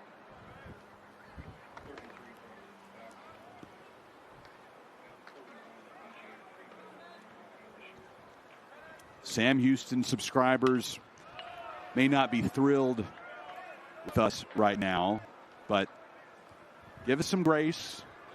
Ben, of course, has the LSU heritage, one of the best ever to do it on the mound for the Tigers. And I married a Baton Rouge girl. So you didn't have a choice. 3-2 popped up. Curiel brings it in as Milam had ran out to greet him.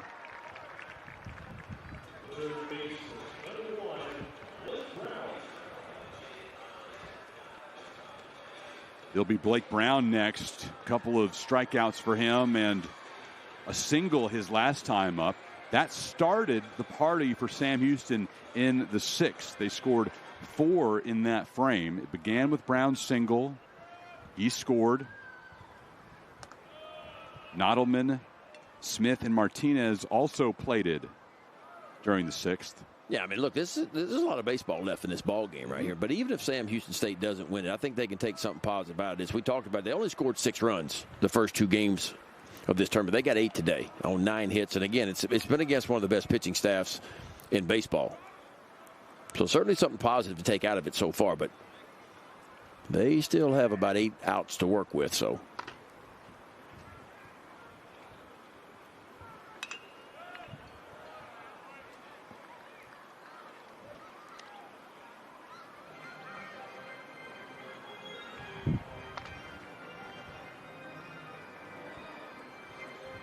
Tell you what I need to do is go tell our friends down the hall.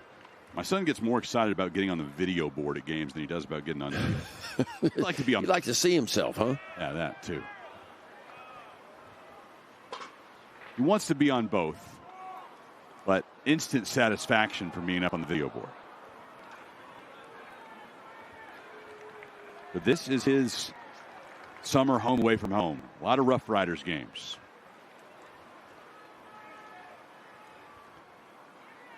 I need to lock in my mini season ticket package.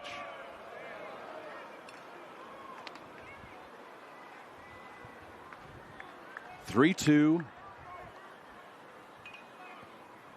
as Sam Houston trailing by 4, 0 for 2 on the weekend, trying to salvage 1 in the finale, and it's against the second-ranked team in the country, LSU. Brown on board. 7th walk of the day for the LSU pitching staff. That's not a good number.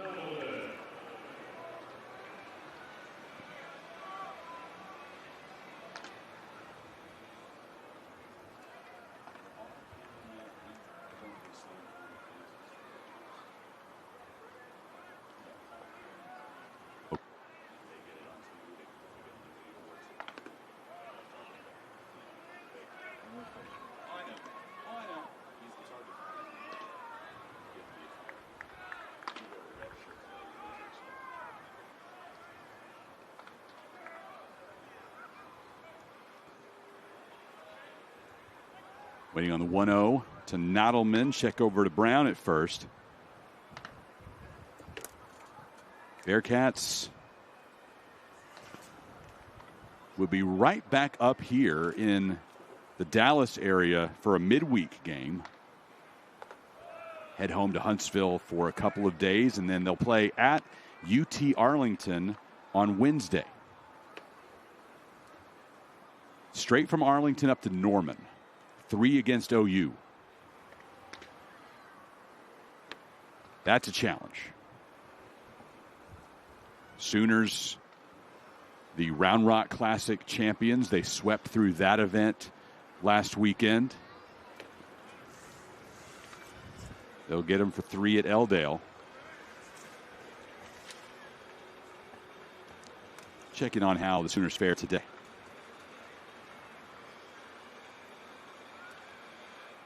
See if they stretched that record to 12-0. Yeah, it seemed like they were ranked, 16 when the week began? Somewhere around there. Of course, Texas and Oklahoma hopping into the SEC this year. It's 11-0, sorry. They came into today 10-0, now 11-0. The Sooners did win today. Beat Cal State Northridge 3-2. Still perfect on the season with Sam Houston coming to Norman next weekend.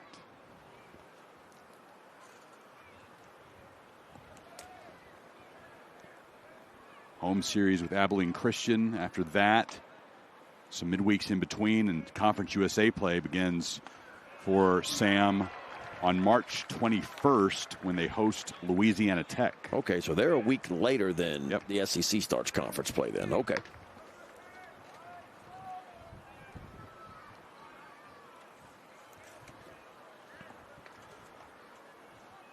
Conference USA, 9 teams last year, 10 teams this year. In foul grounds, they'll add Missouri State and Delaware next season. Let's see, the 10 teams this year: Western Kentucky, Florida International, Jacksonville State, DBU, Liberty, New Mexico State, Middle Tennessee, Louisiana Tech, Kennesaw State, and, of course, Sam Houston, who we are looking at today. And DBU was the unanimous pick to win the league in the preseason poll. Tigers beat them on Wednesday. Bearcats picked to finish 4th. These preseason polls now, especially when you have a team that has 26 newcomers, how do you put together an informed vote when you have not seen that many guys play together as one? I think you're just going off what the portal rankings were, what the recruiting class was, what you got returning, things of that nature. It's kind of what D1 goes off of. You know, you can't predict baseball and wins and all those kind of things, but you can just kind of look at the numbers and see, okay, this is what we think's going to happen. I'm referring to the coaches poll there, so obviously they know the other squads well, but still, until you see them together on the field, I think more than anything, it's recent track record, and it's knowing the ability of the man who leads that team. So much respect around Conference USA for Jay Sirianni. That gets this team 4th in that preseason ranking. Well, that's one of the best at-bats I've seen all day by Nottleman right there. I mean, saw a lot of pitches, fouled off some really tough ones, and finally worked his way to walk, and all of a sudden it's 1st and 2nd and just 1 out. Let's not forget, this is a 4-run ball game. The tying run is sitting in the on-deck circle right now for Sam Houston. And not too long ago, as we ended the 5th, you and I started to talk about, is the run rule in place for this one? That's where this game was going. And Sam Houston made sure that was no longer in the discussion. The run rule is in effect for this game, but it won't matter.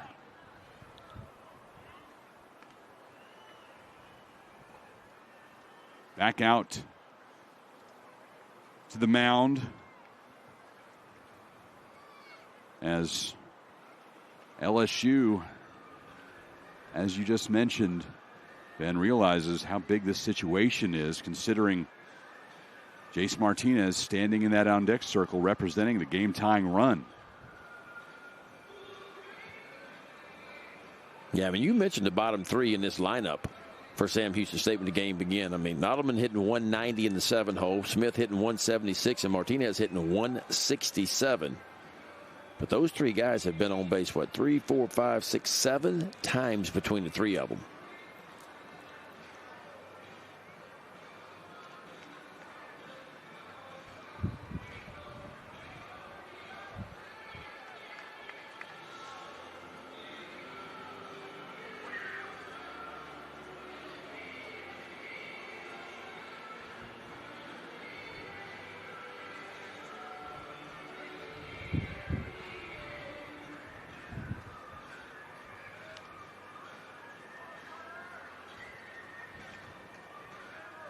LSU, a couple of character-building wins the last 2 days.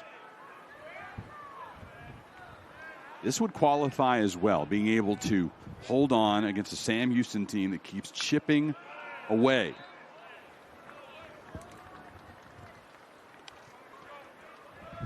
Against Kansas State, nearly defeated in the bottom of the 9th inning a couple of different times, a couple of inches here or there, and the Wildcats win in walk-off fashion. Tigers held on, pushed it to 10, and scored 3 in that extra frame. And then yesterday against Nebraska, Cornhuskers got up 5-0 after 3 innings. Tigers scored the next 10. 2-1 into left center. Curiel able to move a few feet to his left and make the second put out individually this inning. Yeah, the offense has been king for LSU this week, and there's no doubt they put up a lot of runs. The pitching has been, I would call the pitching pretty average for LSU this weekend. Like, they've given up some runs, and they've done a really good job before this weekend of not walking guys, not giving out free passes, but it's not been quite the same for LSU from a pitching standpoint this weekend as it was the first couple of weekends. But again, to your point, the competition is better this weekend. Purdue, Fort Wayne, and Omaha, the first 2 weekend series for LSU.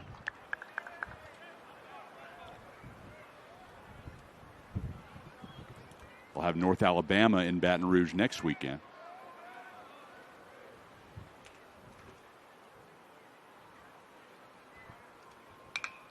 Two-one, foul.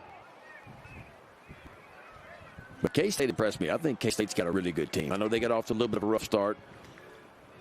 Nebraska showed me something, too. I like Nebraska. And Sam Houston State is not – they're not a 2-8 team. Let's just say it like that. They're better than 2-8. There's no reason to think that Jay Sirianni won't put this together and have this team right by the time conference tournament time comes along.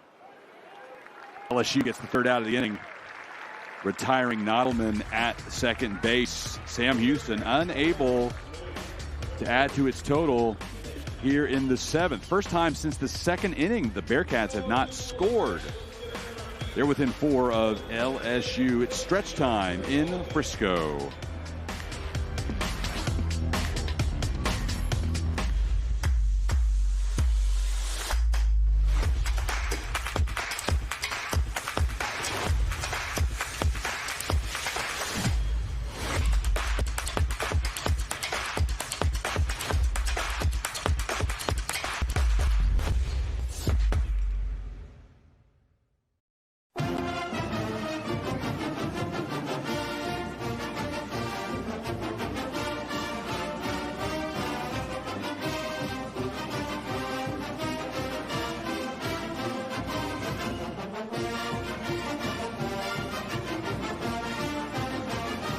Go Tigers.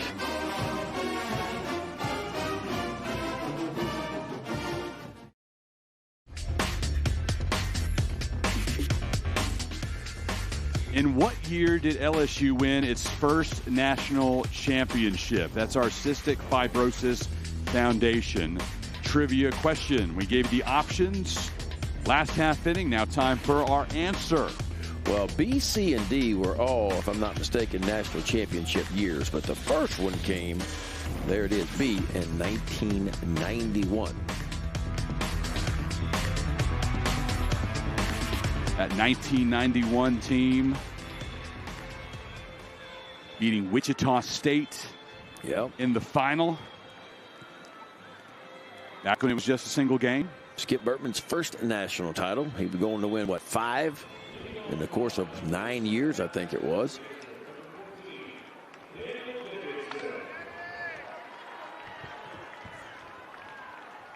LSU sweeping its way through the South Regional that year in Baton Rouge.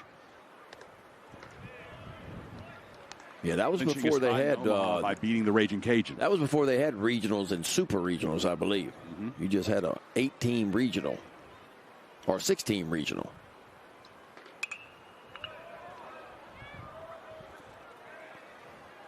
Daniel Dickinson leading off the bottom of the 7th for LSU. My vote for MVP. All those ballots have been submitted. We'll find out the all-tournament team and the most valuable player at the conclusion of the night.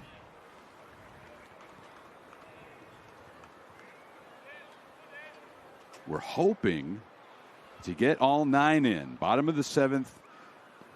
Big rain coming soon to a ballpark near you. Dickinson grounds out to begin the bottom of the 7th. Yeah, I don't feel like walking back in the rain, but that very well might what's going to happen. Austin's here. There's Cassie and my wife in the purple sweatshirt. Yeah. My son Austin, he's paying attention to the game. Well, I was told not. No, he is. So I've been told. What's he on the phone? There's our buddy Iggy. Well, Austin, I've been told, is borrowing my wife's phone to use her free draw app, and he is keeping score of every at bat. He is making his own scorecard on the free draw app on my wife's phone. I'm going to take a look at it and check his work when we get done here. See if he got 5-3 right. That's the biggest regret of the day, Ben, is we forgot to bring his scorecard. I've taught him. I'm a good dad. I've taught him how to keep a book. Well, hopefully he got Jake Brown as a pinch hitter for Ethan Fry. I rely on you for these things. Missing outside to Brown. 367 on the season.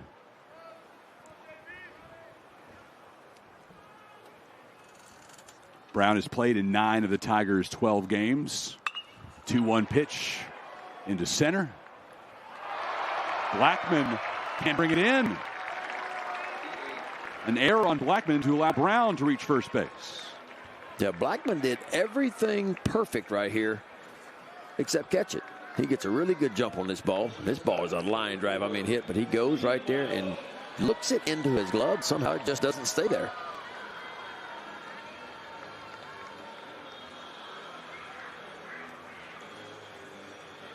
Leads to Monster Milam with 1 on and 1 out.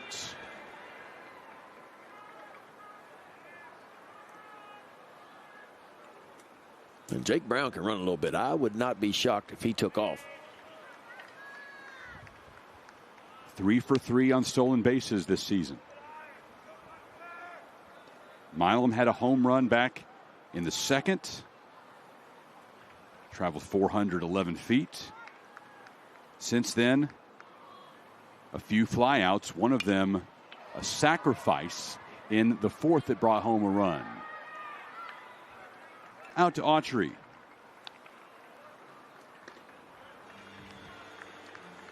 So a 1 for 4 day for Milam with a couple of runs batted in.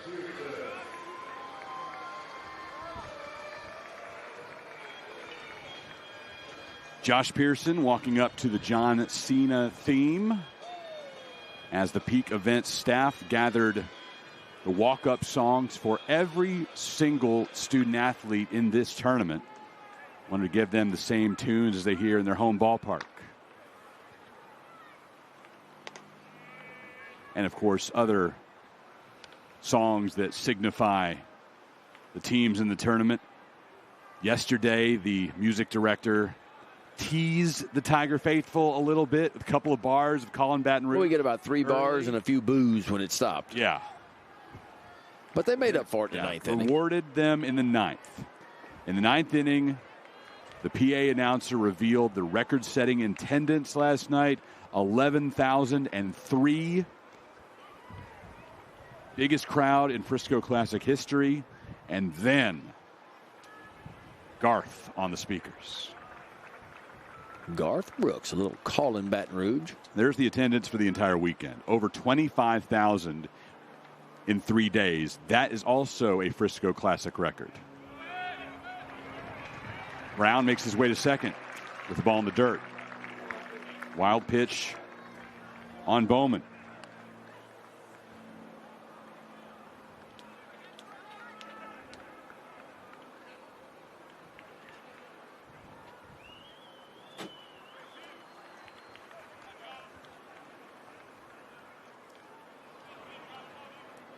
Well, if you're LSU here, you'd love to pick up a little insurance run. Just a 4-run ball game.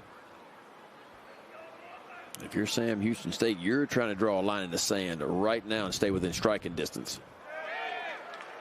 Johnny can't find the baseball. 2 wild pitches. Brown moves up 180 feet.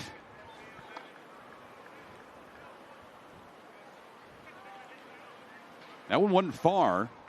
It hit Joseph Smith, stayed really close to Johnny, but took him a moment to pick it up.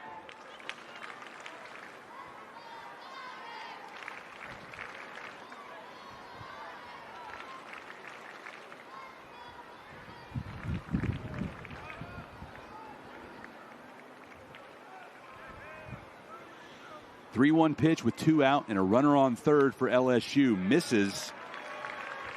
Runners on the corners for the Tigers. And Luis Hernandez due to the plate. Tiger catcher will remove his shin guards and head to the batter's box.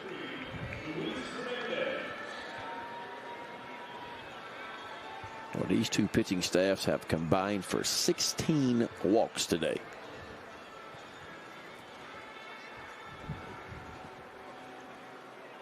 Jay Sirianni heading to the bump to talk to Bowman.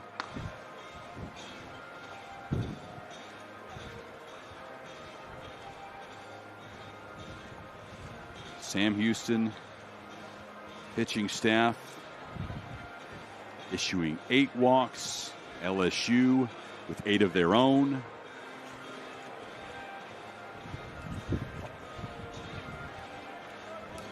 And you referred to the depth in pitching staffs you get to Sunday. How to find arms that you can depend on when you get into the rubber match or conference series on that Sunday. Both of these teams are going to face that a lot this year. Yeah, I mean, it's common. I mean, it's been that way forever because you go through, I mean, obviously you got your number 1 because he's your number 1. He pitches on Friday. Your number 2 pitches on Saturday. Then you get down to your number 3 on Sundays, and your better bullpen arms have typically been used. And so that's why depth in college baseball and having a deep pitching staff that can attack the strike zone is important.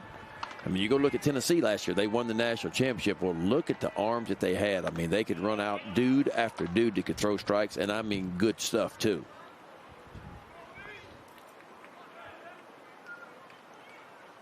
I mean, pitching is the name of the game. It doesn't always feel like that in college ball because the runs are being put up, but still, pitching at the end of the day wins.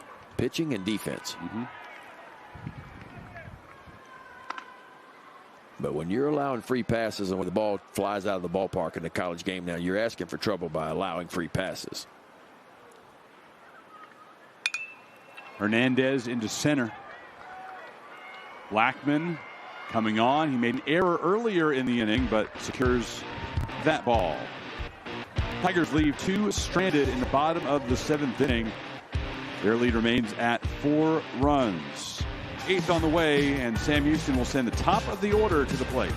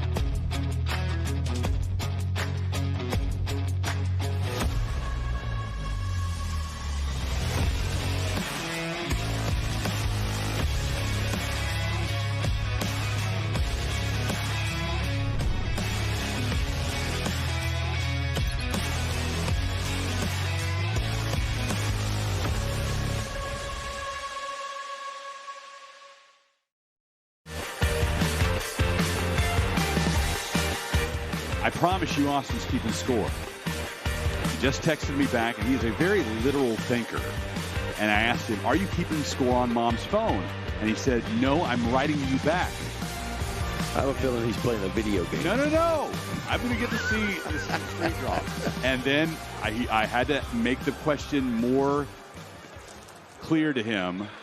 Were you keeping score on Mom's phone before you wrote me back? He said yes. He's playing Donkey Kong right now. He's just fooling you. He's a very honest little boy. Turns 9 in 9 days. Born just down the street right here in Frisco. New pitcher for the Tigers is DJ Primo. Big role for him in the pen this year for LSU. Already seen him once this weekend. Just a third of an inning of work against Kansas State. He hit a couple of batters in that inning. Yeah, it kind of feels like this is going to be his role for the Tigers this season, is coming in the middle part of the game toward the end, collect a couple outs, and face some left-handers. You know, that's going to be his deal, is the lefty-on-lefty matchup. Local product out of Central High School, right there in the Baton Rouge area. Plunked the 2- and 3-hole hitters for Kansas State in the 7th, but then induced a line out by Dardar. 1 up, 1 down for Sam Houston in the 8th. Blackman is retired.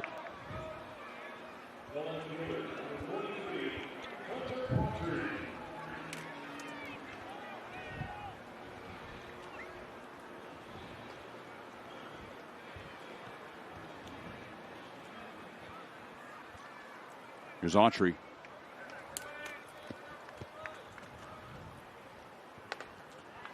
The only player on this Sam Houston roster with 2 letters.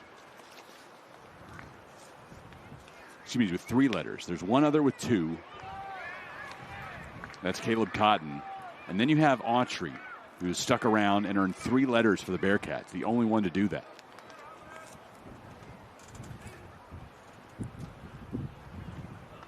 He was on this Bearcat team that was playing for championship in the Round Rock Classic against these Tigers in late February of 2023. That was a situation where there was a potential run differential tiebreaker in the offing, and Hernandez is smarting right there. Yeah, he's been hit a couple times today on some foul tips.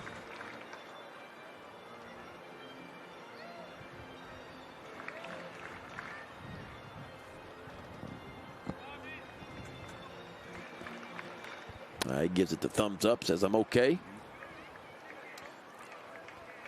Now, I don't have my little worksheet where I worked out the math remaining in my book, but going into the day, we knew if LSU won that finale against Sam Houston by 10 or more, they would be the champs.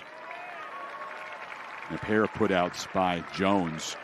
If Sam Houston won by a certain amount, they would be the champs. And if Sam Houston won by, or if the score was a different either way, I think Iowa could have won the championship. Right. There was a formula.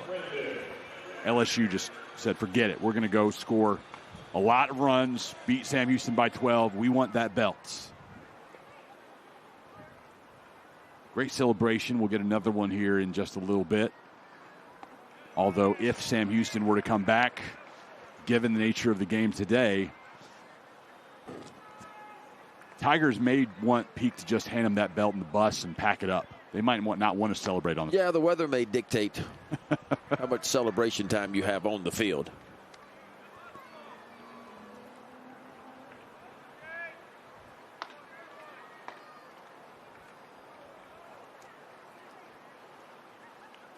But the Tigers will hop on the bus. They'll have plenty of time to celebrate if they can hang on to this one on the ride home to Baton Rouge. Curiel brings it in. A 3-up, 3-down inning here. That's the first time that's happened, Ben, since the first inning. heading to the bottom of the 8th in Frisco. Frisco Classic and its waning moments. It'll be Braswell, Stanfield, and Curiel.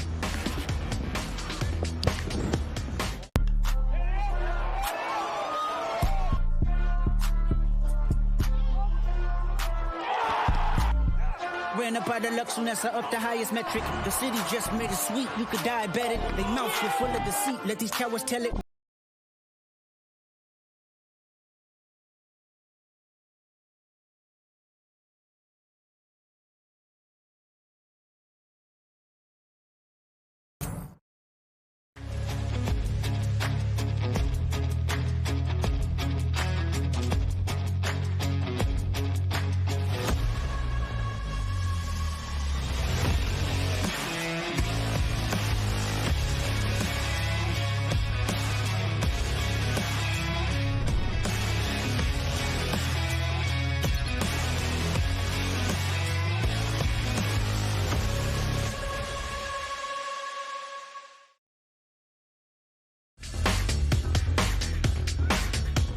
Texas Health Hospital Frisco, proud to provide the very best in healthcare with the quality of service that goes above and beyond your expectations. We have taken care of this community in its greatest time of need and will continue to do so in the years to come. Human dot race time at Riders Field, and Red striding towards a victory. Red hot. Takes some coordination. Got to trust your buddy. Able to move gracefully. We didn't see anybody fall down on their face and break their nose this week in that promotion. That's a win. While we play here in Frisco, our final game between LSU and Sam Houston. It's also the finale of the Las Vegas Classic. Texas Tech and Washington. Red Raiders out to a 3-2 lead. Bottom of the 3rd inning. Homer on both, 2 homers rather, for Washington, both of the solo variety. Bauer going down the left field line in the 1st. Knight knocking one to left in the 2nd. Mike Farron, Mike Rooney on the call there from Vegas. I'll have to chat with those 2 boys tomorrow, see if they got up to anything crazy. This is the 2nd time they've been assigned that tournament. And that's because they ask for it every year. 2nd or 3rd? Maybe the 3rd. Looks like Tanner Reeves is going to grab a bat in the place of Michael Braswell.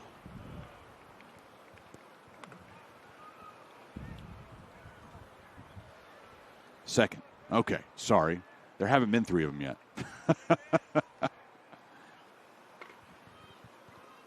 We consume a lot of baseball in week 2 and week 3 of the season here in the Peak Events family.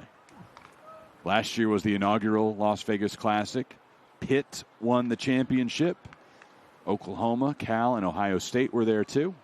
And Nebraska here in Frisco this season with Sam Houston, LSU, Kansas State, while the Vegas field features Texas, Texas Tech, Washington, and Illinois. So 3/8 of this weekend's Peak Tournament made up with Big Ten teams. But it's an SEC sweep. Texas has won in Vegas. LSU has won the Frisco Championship.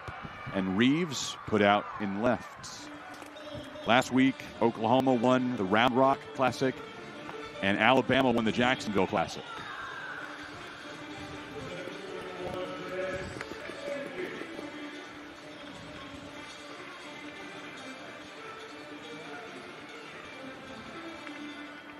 No big reveal from Nathan Wooldridge, the VP of Peak Events, for next year's teams in Frisco, but we will no doubt get word soon. Be sure you're following on FriscoClassic.com and Frisco Classic handle on social media. And the news breaks, you'll find it there. Regardless, we know it'll be a solid field, always is. Teams with aspirations of the College World Series, and most of them for good reason. This LSU team will be number one in the nation tomorrow, barring a surprise. Yeah, Tennessee may have something to say about that. We know one thing, A&M has fallen out for sure. The question is, how far down will A&M fall? They have one more chance to get a win tonight. They're playing Rice in Houston. Check in on some of those other SEC scores today of interest. Top of the order for Curiel. Tennessee did win earlier today, 5-1 over Arizona. That's also part of the Astros Foundation Classic in the dirt on the 0-2. See if Curiel can reach base. Vanderbilt all 6 times today. Got beat today by Connecticut, 6-2. And Florida lost to Miami, 13-7. Florida won the first 2 in that one, though, didn't they? Didn't they win Friday and Saturday, and they lose today? Got him looking. Curiel retired to end at the bottom of the 8th inning. Heading to the 9th in Frisco, Sam Houston needs 4 runs to extend this one. It'll be Marthel, Johnny, Christensen, and Brown due to the plate.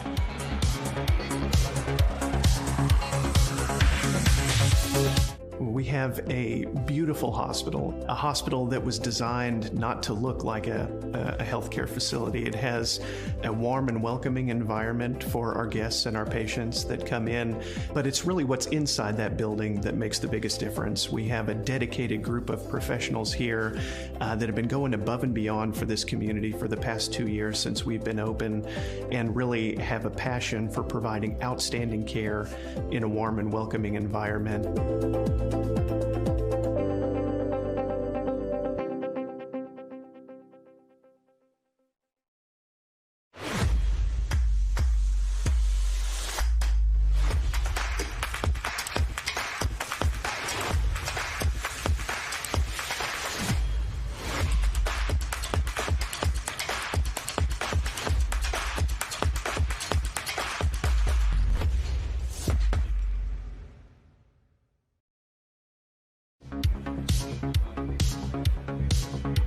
Maverick Rizzi, the 6'9" freshman, is on the mound now for LSU.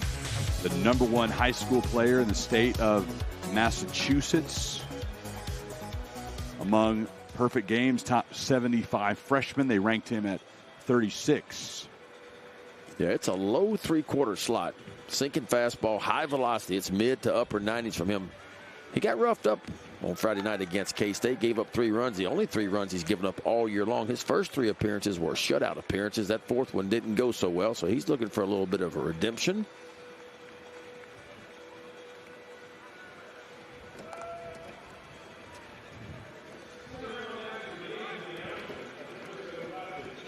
After this one's over, we will reveal the Frisco Classic All-Tournament team and MVP. And LSU will receive its championship belts. We knew that would happen last night. The Tigers clinched the Classic Championship with the win over Nebraska, and there's the hardware they will receive from Nathan Wooldridge. Thanks to Hannah Moore for providing that picture to us. I hate to be the bearer of bad news, but it's beginning to rain. Uh-oh. Yeah, fans are starting to head to the concourse, try to get a little cover. See if LSU can make this a quick inning, lightning quick.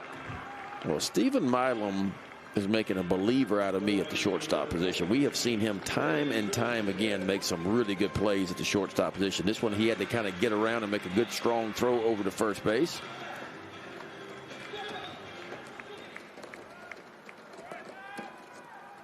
Mikey Ryan is the new third baseman for LSU.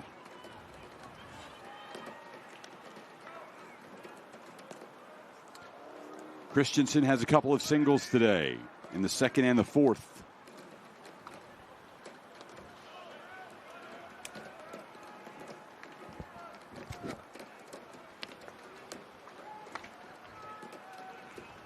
Some brave souls. Don't care if they get wet, but a good amount of folks either running to the cars or at least running for cover.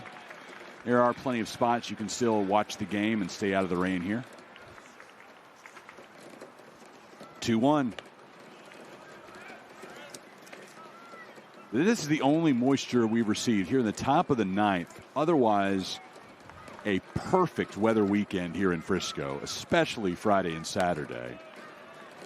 Christensen gets a free pass.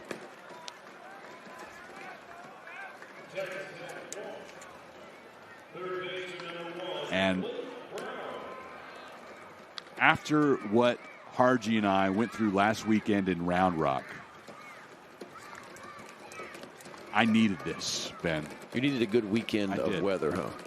We were freezing from Friday morning through late Saturday night. Sunday, much better. I was in 5 layers those first 2 days.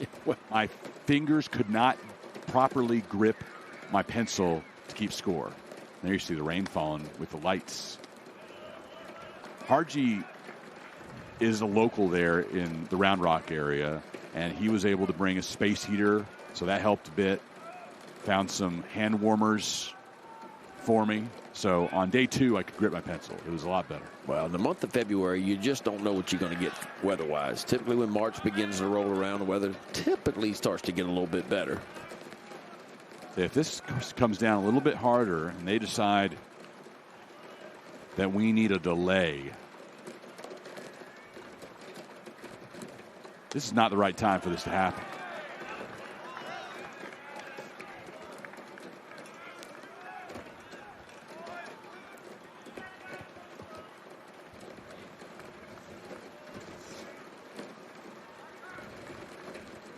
(3-1) to Brown, blows it past him. 3-2. Rizzi bringing it at 94. When it begins to rain, it gets tough. It gets tough for the pitcher because the ball, your hand starts to get a little bit of moisture on it, a little bit too much moisture. And then control can start to get a little bit sideways on you. Full count to Brown. Misses. Consecutive walks. If this score was how it was, let's say, 4th, 5th inning, I don't think anybody would object to just saying we're done if there's any kind of delay. Yeah, I mean, Sam Houston now, the game-tying run is on deck. Yep. They're going to want to wait around a while if the delay happens here.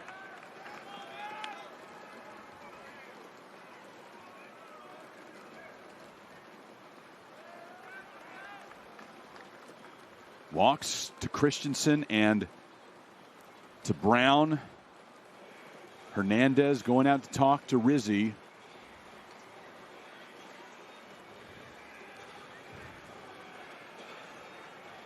Yeah, Jay Johnson's going to come out for a quick word here.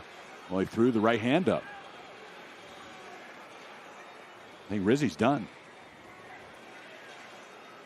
Yeah, there was somebody warming up in that LSU bullpen. I couldn't tell who it was. We're about to find out. Maybe Jaden Newt? Yep. Sophomore righty will enter for LSU with 2 on and 1 out in the top of the 9th. Getting very interesting here. Rain coming down harder. Sam Houston with 2 men on, 1 out, trailing by 4 against the number 2 ranked LSU Tigers. Stick with us for the conclusion here at the Frisco Classic.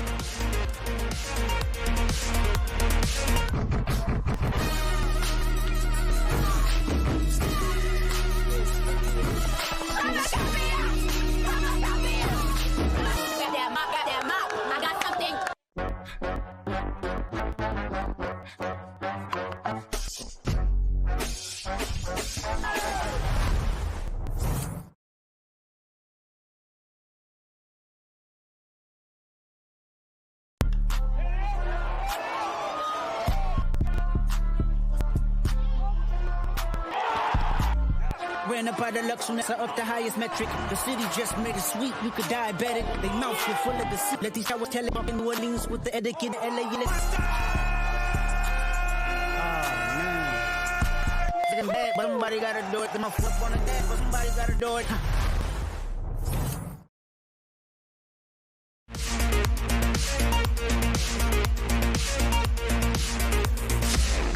Rain's falling in Frisco.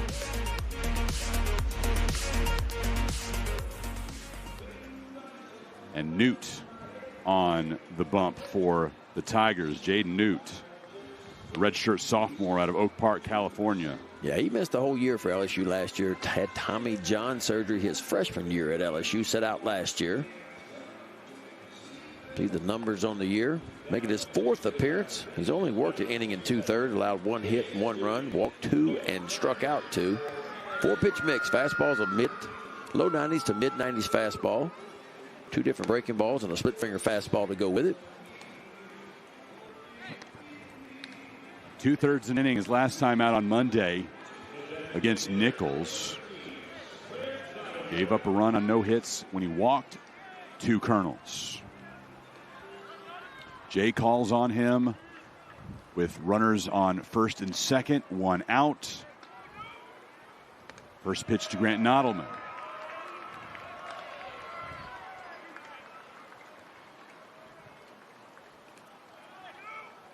LSU pitching staff has not had many games this year where they've walked more than they've struck out. But that's where they are in this one. 10 walks, only 5 strikeouts.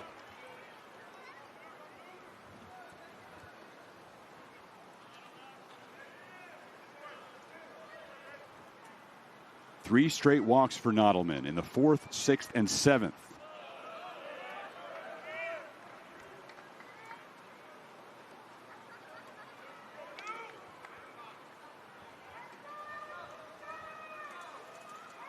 This is right in line with the forecast and exactly why this game was moved up by an hour. Expecting rain in the 6 o'clock hour tonight. 6:30 it started coming. 1 hopper to Dickinson, on to Milam, and on to Jones at first. Can't complete the double play. That would have ended it. Yeah, the ball just was not hit hard enough.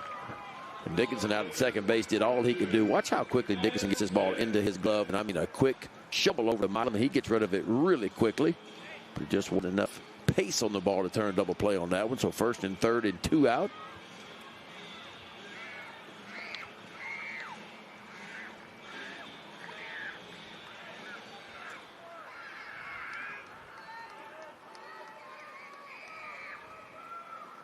First pitch to Addison Smith.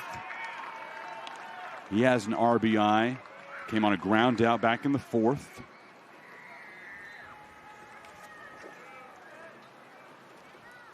A 1-for-3 day. Over towards the LSU dugout. Ryan reaching. Can't bring it in. That would have ended the game. Wow.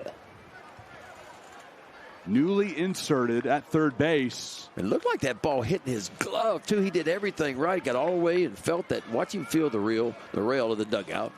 Kind of knows where he's seen, reaching out for the rail. Feels it. He had that ball hit in his glove. Just ticked the end of the glove. So new life for the Bearcats. 0-2 count. 2 out, 2 on for Sam Houston. Newt comes to the plate and strikes out Smith. LSU 3-0 in Frisco. They will lift the championship belt. Tigers 12, Bearcats 8. LSU finishes a perfect week. Wins over Nichols at home, DBU in Arlington, and then over Kansas State, Nebraska, and Sam Houston in Frisco. Yeah, I tell you what, let's start with Sam Houston State, and they hung in this game. They could have given up. They were down 7-0 early in this one and fought their way back and made a ball game out of it. Gave LSU everything they wanted. This is a much better team than what the record says. I have a feeling a month or two from now we're going to be talking about Sam Houston State and how they improved so much from the start. LSU look, the offense was king for LSU this weekend. You go back and look, 12 runs today, 19 runs in the first 2 games. So that's what, 31, 32 runs LSU scored on the weekend. The offense was on point. I think the pitching for LSU, they got some work and some stuff to figure out. I mean, 10 free passes a day from a pitching staff is a little bit too many for a ball game. But all in all, it was a good weekend. Anytime you can win all 3 games against quality competition like LSU did, I think it's a good weekend. And certainly LSU, I think, will be the #1 team in the entire country Monday morning when the new results come out. Tigers about to receive the championship belt from Nathan Wooldridge. We'll stick around to watch that celebration.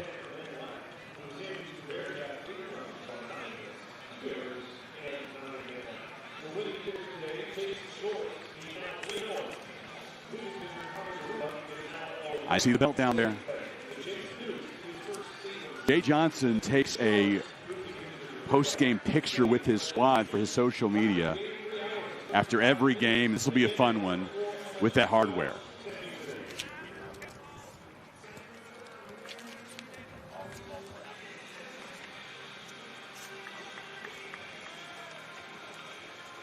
Coach Johnson gathering with his squad. Here comes the belt, Ben. This is always fun.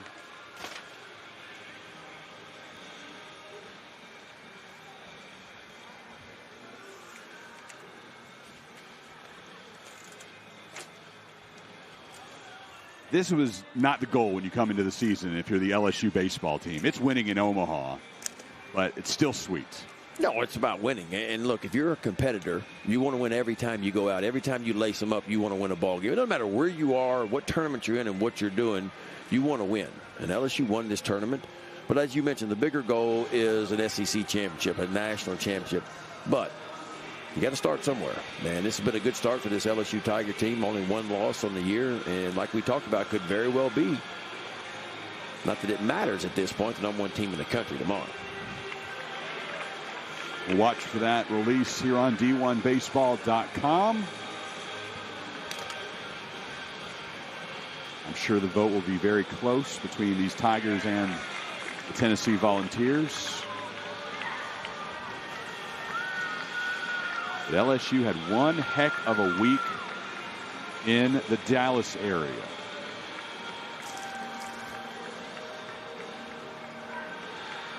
Just winning 3 in Frisco would have been enough. But you add in a victory over a ranked Dallas Baptist team. That's pretty special. Challenges this coming week won't be as big. Still have plenty to work on. There's a goal every day. North Dakota State and North Alabama awaiting.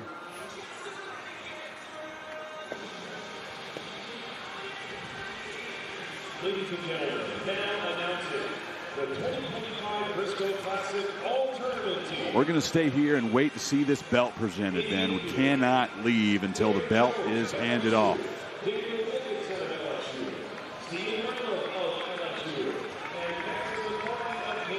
The rain has let up. So that's probably one reason why this post-game chat is taking as long as it is. If it was still coming down hard, I don't think Coach Johnson would want to speak for this long. All right. Huddle is broken up. Time for a picture. And time for a belt presentation.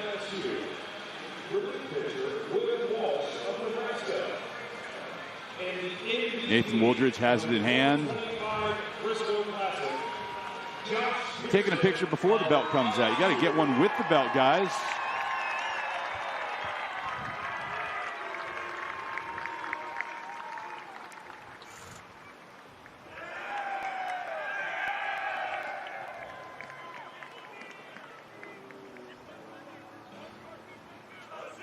Congratulations to the 2025 Frisco College Baseball Classic champions, the LSU Tigers. I think they're heading to the Lazy River. This is better than a belt presentation. Either that or to the bus, one or the other. Let's follow these guys out to the pool. I have been advocating for years for this to be the way the champions celebrate. We haven't seen it yet. We're going to get it at least from some of the Tigers. Let's go back. We got to track these guys jumping in. Oh, this is going to be funny here. This was worth sticking around. Got to drop the gloves. Take off your spikes if you're going to get in the water. Yep. They don't want to get their hats wet. Somebody better tell them the water's probably not heated. I think it is. It is heated? I think so. They're stripping down. Oh, there we go. They're about to find out. Tigers getting wet in Frisco. Your champions. Cannonball.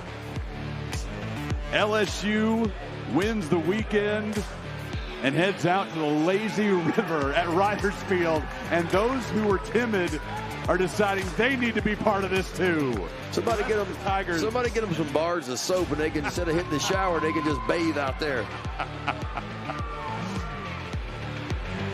I think the guys have forgotten they got to get the belt. Nathan Woldridge was waiting to present it, and then everybody started sprinting towards right field.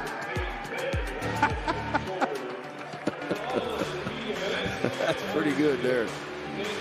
Please don't jump head first. Oh my gosh. It can't be too deep. No, it's a little lazy river. Look at that, 3 feet. That's 3 feet deep, guys. Let's be careful. Oh my gosh. I told you, I think since year one, I've been saying this is the way teams need to celebrate a title. Look, there's the belt. It still hasn't been given away. Everybody sprinted to the pool. They're not worried about that belt right now. Wow. They're worried about celebrating. Cannonballs into 3 feet of water. They're all gathering in the area in the middle where the lifeguards would normally stand. Got to get some pics there. Who are these guys on the right who have yet to take the plunge? Those are the smart ones. Those are the guys that have the 4.0 GPA, 3.8 GPA. Those are the smart guys. Oh, come on. Those are the guys that won't have a cold next week and won't have the flu. Nathan Woldridge has still not been able to give that belt away. And now we got to wait for while they're walking back, let's take out the all-tournament team.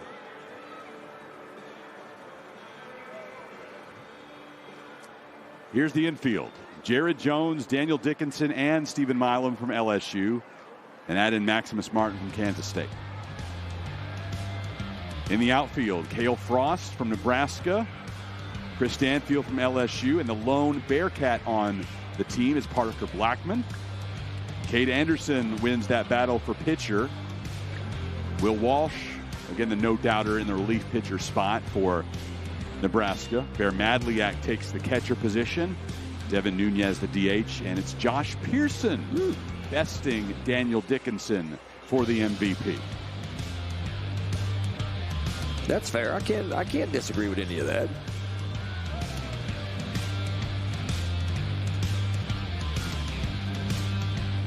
Some wet Tigers.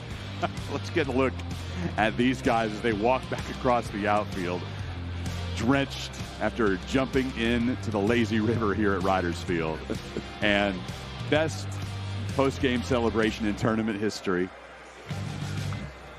Hey, they deserve it, man. They LSU worked hard, and you talked about it. I mean, K-State gave them all. They won it on Friday night. That was a really close game right to the very end. And, of course, the Nebraska game, Nebraska got out early 5-0 yesterday against LSU, and LSU came all the way back and won that one. So it was a good weekend. It was a good week. I mean, anytime you go 5-0, it's a heck of a week. And LSU knocked off Nichols on Monday, and then, of course, a ranked DBU team on Wednesday. Then came here to Frisco and go 3-0 in the Frisco Classic. So heck of a week for LSU. Something for them to build on. I think they know, and we talked about this on Friday night. After the dust settled on this 5-game week that LSU had, LSU would kind of know where they stood and the things that they needed to work on. But I think all these teams are leaving Frisco going, okay, these are our strengths. This is what we need to improve on. These are the things we have to work really hard on before conference play begins. And that's what these early tournaments are about, these early games, these pre-conference games are about for all these squads, is trying to figure out where you are. So it's a good test. And Jay Johnson's just kind of enjoying it all, watching the boys celebrate. Let them kind of let their hair down a little bit. All right, let's give a belt away. Where's Nathan in this mess?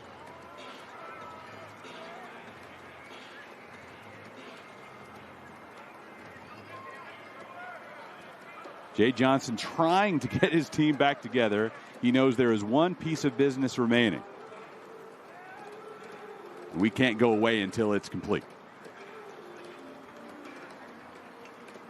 We would be in violation of our contracts if we don't show the belt being given to the champs. Remember, when we are done here, which should be just a couple of minutes from now, you can check out the final game of the Las Vegas Classic. Go over there to watch Washington, Texas Tech right here on D1Baseball.com.